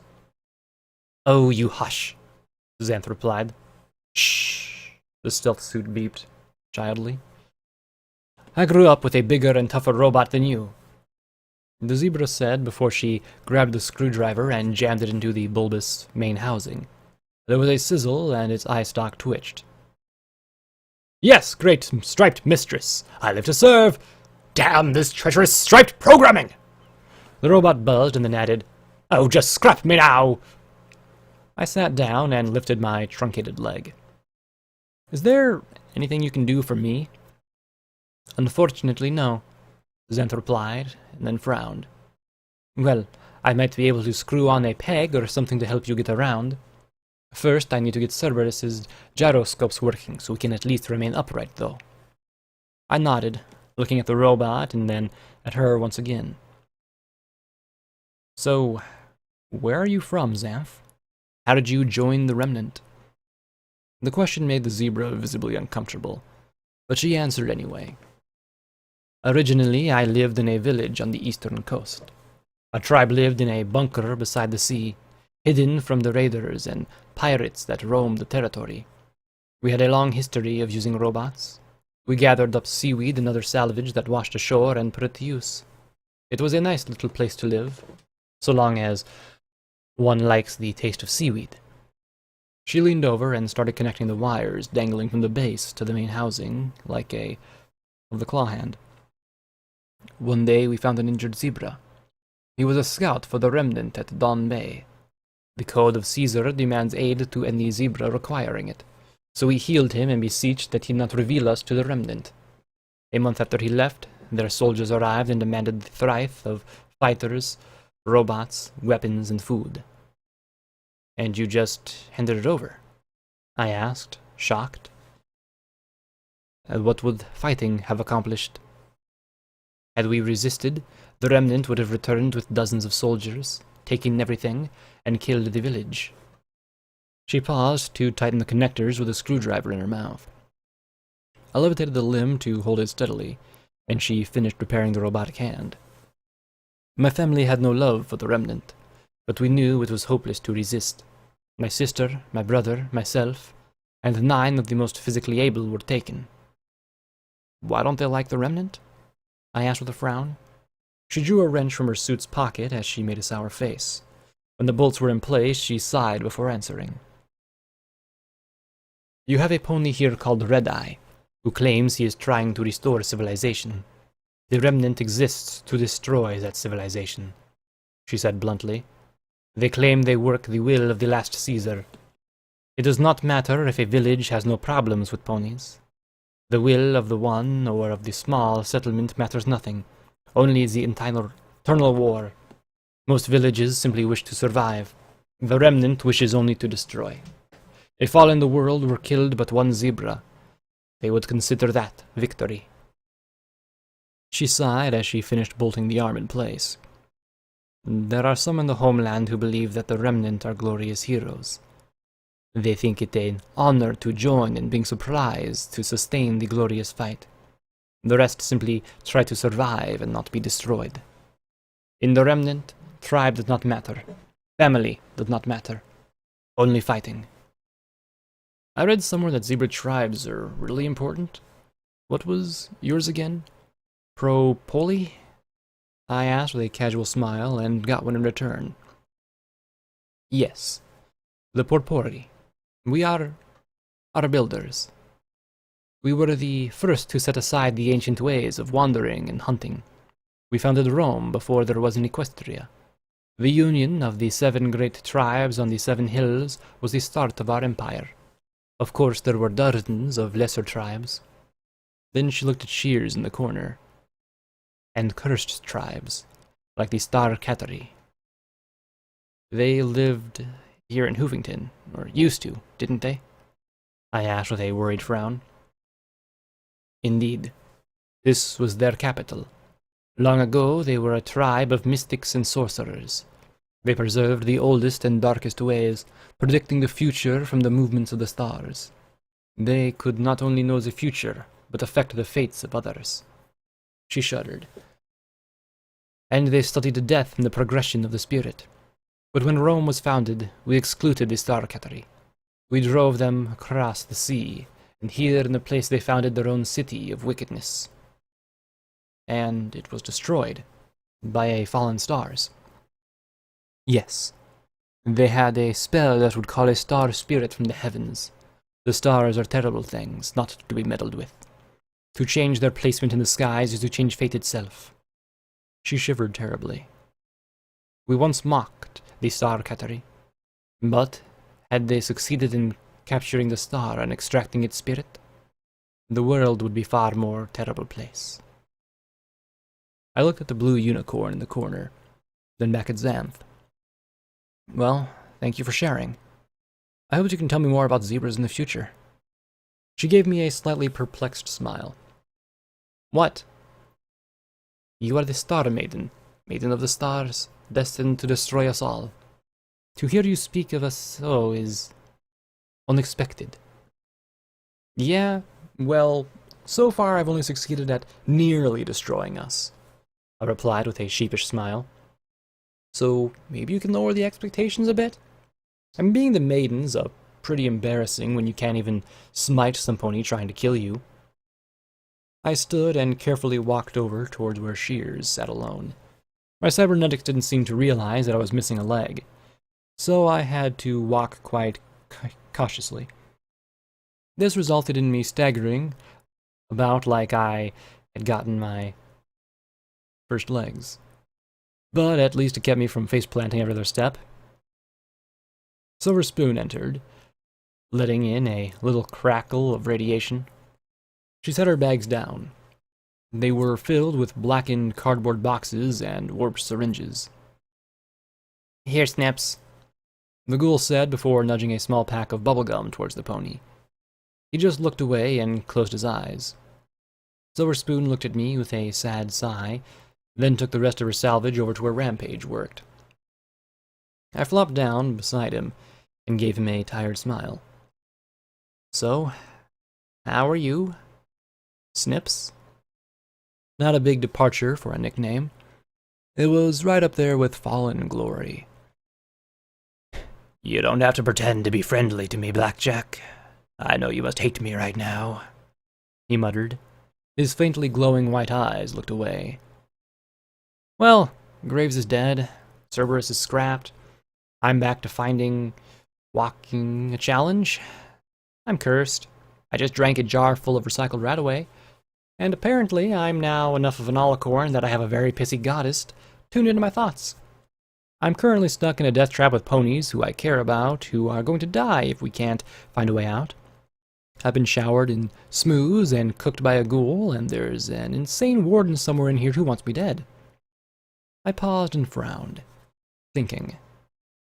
I think that it is my problem in Hightower. But I didn't ask about me. Who are you? What are you? The turquoise unicorn gave a tiniest little shrug. I don't know. Okay, I could relate to that. Well, if you had to guess. I still don't know. Am I alive? Dead? Something else? Does it matter? He shook his head. 2 centuries ago, we played with music or magic that we didn't understand. What am I now? Guess that's payment for it. Okay. So, what isn't getting answered anytime soon? What about the who? How is it that you were stuck outside? The question seemed to pull him back as he frowned in thought, then answered slowly. When the bombs fell, I was going to meet with 2 ponies I knew from Ponyville, Mr. and Mrs. Cake. They were trying to find out things about the OIA. I was more trusting at the time. I thought that they were just being curious after I accidentally mentioned secret projects and eternity. When that Golden Blood guy was arrested for treason, though, I was afraid it would get back to Rarity. I went to tell them it was all over, but when I got to Sugar Cube Corner in Blankfurt... The Cakes were dead, weren't they? I remembered the bullet holes and scrapped terminals. Every pony was. I must have missed their killers by minutes. The blood was still fresh. Miss Cakes was still alive. Told me to warn Pumpkin and Pound that something bad was happening. Wouldn't even let me waste time trying to save her. Tell them, she said. The blue unicorn shivered. hugging himself. The siren started right about then. I didn't know what to do. I tried to check in with Rarity. She said she'd take care of us if something bad happened. But I couldn't get in contact with her. I couldn't even call Pinky and the Cake's kids in Manhattan. But I never got through. So, what happened? I ran, he said simply. Ran like an idiot. Due south into the Badlands. Found a drainage ditch to hide in. Then the bombs fell. It was so beautiful, He murmured as he looked away. Eventually, I stopped seeing altogether. Then I died. Died? As in, dead? Dead? As dead as I can imagine. I went to the afterlife. And then He whispered softly. I came back. Came back, I replied, feeling a tingle in my mane. For some reason, I found myself whispering too. Silver Spoon trotted back to us with a look of concern. I was connected to him. Him who? Sometimes in the years we were working with Rarity, we played with the spells, never really thinking about what we were doing. I felt myself being drawn back to this world, away from the singing lights. And I woke and could see again. He gestured to his eyes. Somehow the necromantic magic preserved me. I don't know if I'm a ghoul or not. Perhaps I am one, preserved perfectly at the moment of death rather than rotting away. Or maybe I'm trapped between life and death. Really, does it matter? I just need to rescue him. You're talking about snails, aren't you? Silver Spoon asked. At my confusion, she added, His best friend. My only friend. He looked upwards again. I just know that he's still up there. I can feel him. I've been feeling him for 2 centuries. He's scared and lonely, wondering where I've gone. And he can feel me now and knows that I'm coming to save him. If we left, if he thought I gave up. He shook his head and sniffed. He might go crazy. I finished for him. I thought of all the examples I'd been running into of ponies not giving up and following through no matter how much misery it made or what mistakes it led to. Sanguine, Golden Blood, the ministry mares, myself. Ponies so completely obsessed with success that they'd lost all sense and reason. No wonder Snips had cursed me when I'd said we were leaving. Well, I can understand why you did it. Right now, I just want to see the rest of us get out of here alive. But I'll do whatever I can to try and get you back with your friend. Then, I waited a moment and added, with as straight a face as I could, of course, it would be a lot easier if you took this curse off me. He blinked and then gave a small, rueful smile. I guess. Sorry. I just panicked and had to do something. His horn flashed and he gave me a grin and a nod. There. But nothing changed. I felt the same twisting inside my chest. There? What? I can still feel it. He frowned in worry and his horn flashed again. And then again. With each flash, I felt the twisting inside me tighten. I nearly cried out in pain and Silver Spoon shouted, Stop! It's getting worse. But I don't understand. I mean, it should work. Snip said, pausing to chew on his lip. I mean, in theory. In theory? You mean you'd never uncursed a pony before? Silver Spoon gaped as Snips grinned sheepishly. Well, it's more of an art than a science, he murmured. Snips! Silver Spoon shouted. I can fix it! I can fix it! I just need my notes, and Snails might know a thing or two. He rambled as I gave him a shooty look. Snips, came a soft voice from the back of the storeroom, and I looked over with trepidation as Rampage approached. She wore a strange little smile, her pink eyes bright. It's you, isn't it? Snips looked at my friend with confusion, Then his luminescent eyes widened. Twist? But your speech and stripes? Why are you striped? He stammered. And the armor, and... Is it really you? He asked with a ghost of a smile. Rampage just nodded, then lunged, hugging the round blue unicorn. It is. Oh, I haven't seen you since the Ponyville reunion. Then Little Horn happened, and... We lost track. I mean, I know you were a soldier. Saw you in the news sometimes, but how is this possible? Rampage just shook her head. I have no idea. I don't know either.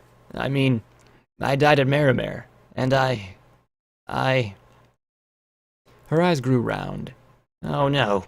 No. And she started to shake. Please. She pushed away from Snips and started to pace. Ah, what's the matter?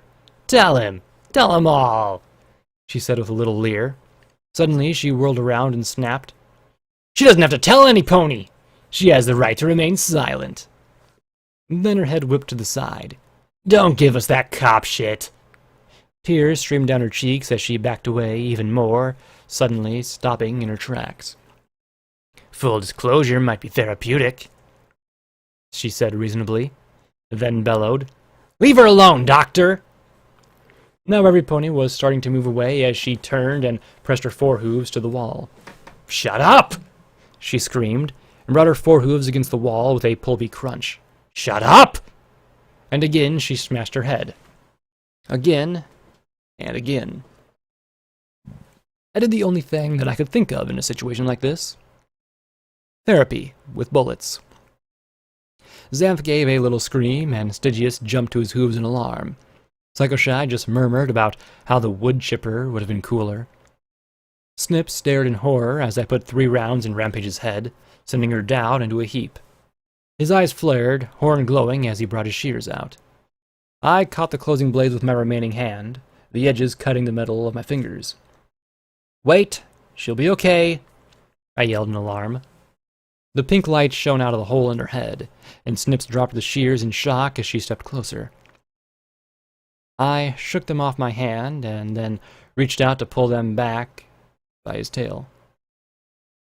Her body twitched, curled up in a ball on the side as the wound disappeared entirely. I'm sorry. I'm sorry, was all she said.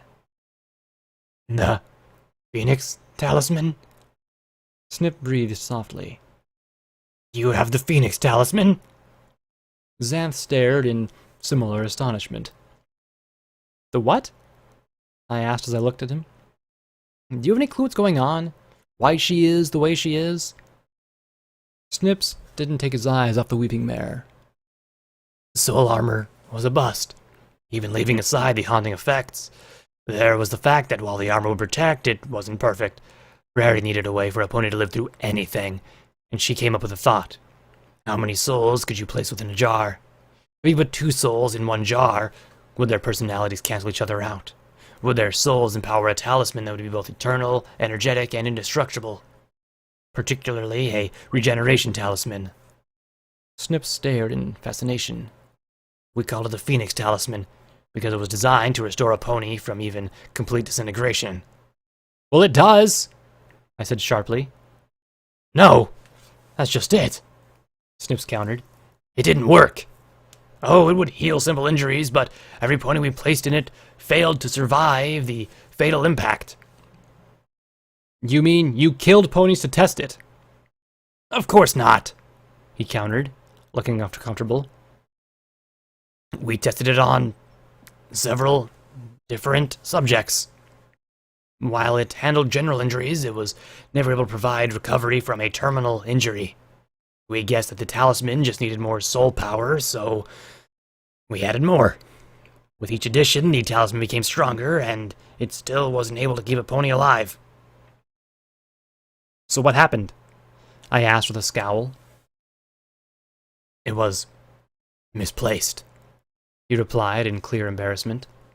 The MOP got a hold of it without realizing what it was, and we couldn't tell them, of course. We lost track of it and spent several months trying to figure out where it had gone. He shook his head. Rarity was furious with us. The thought of starting over was almost too much to bear. We had been so close, we were sure. And once the haunting effect was blending out with other souls, we were going to make enough talismans for Rarity's friends and Luna, and then for all the critical ponies of the government. Are you mad? Xanth shouted. Have you thought about the dozens, perhaps hundreds of deaths of stolen souls such an effect would require? Better enough one? You don't understand, Snips pleaded. I agree. It was wrong, but at the time we almost had it. We had almost everything. A way to make ponies truly immortal. The ethics didn't matter, just success. Then he slumped. And then Rarity changed her mind. I blinked in bafflement. She... what? I don't know how or why. She'd finally gotten it back before the MOP could get their hooves on it again. She was elated. Apparently it kept the last pony alive for hours. But the very next day, she was ashamed of all of her work. She canceled all our plans for making more Phoenix talismans. She insisted that all our records and findings on soul armor be erased immediately. And were they? I pressed with a sudden frown, my mane turning itchy again. Golden Blood's technicians assured us that they were. Snips replied with a little shrug. But I knew better. If Golden Blood could get his hooves on Rarity's necromantic research, he could never destroy it. After that, we swapped to something else. What? I asked with a frown. Just then, Lacuna's voice entered my mind. Blackjack, could you bring the others out here? We think we have an idea. Right. I'll be out in just a second, I mentally replied as I crouched beside Rampage, stroking her mane with my hoof. Okay, everyone, Smart Alicorn has a plan. Let's go out and hear it. As every pony started out, I gave Rampage a nudge. Come on. You don't want to be the only pony left here. Rampage just shook as she wept. Am I just a collection of ponies? Is there even a me at all? Is this why I don't have a name? Because I never really existed in the first place? Am I just something that grew out of Twist's corpse? Born stuck in a damned, wrecked tank? Do I even have a soul of my own? At least you know why now, I replied quietly. I wish I didn't. I wish I knew if I should even try and be me, or if I should just hand it over to one of the others inside me for good. She pressed her face to the floor. Go and see Lacuna's plan. I'm going to need some time to bottle up the rat away. Why does it always end in tears? Outside radiology, we stood at the window I'd shoved the ghoul out of. The missile cracked 50 feet above us, and every pony who needed it took another Rad-X. So, what's the plan, Lacuna? I asked with a wan smile. We're going to try and push the missile out, she said as she pointed up with a wing to her carry-on clung to the outside of the bars like a giant undead bloat sprite. The missile's tail fins are tangled up in the reinforcement of the building. He's going to cut the tail fins away, and then I'm going to lift the nose section. Hopefully it will slide out under its own weight. I'm amazed it crashed through all the wall intact, Suckershy muttered. Lacuna's horn began to glow, and the huge weapon shimmered as it slowly shifted. The metal gave an ominous groan as chunks of wall crumbled down through the breach. And that warhead is designed to do just that, Xanth said as she pointed to the hoof. There were green flashes of light from where Carrion crouched.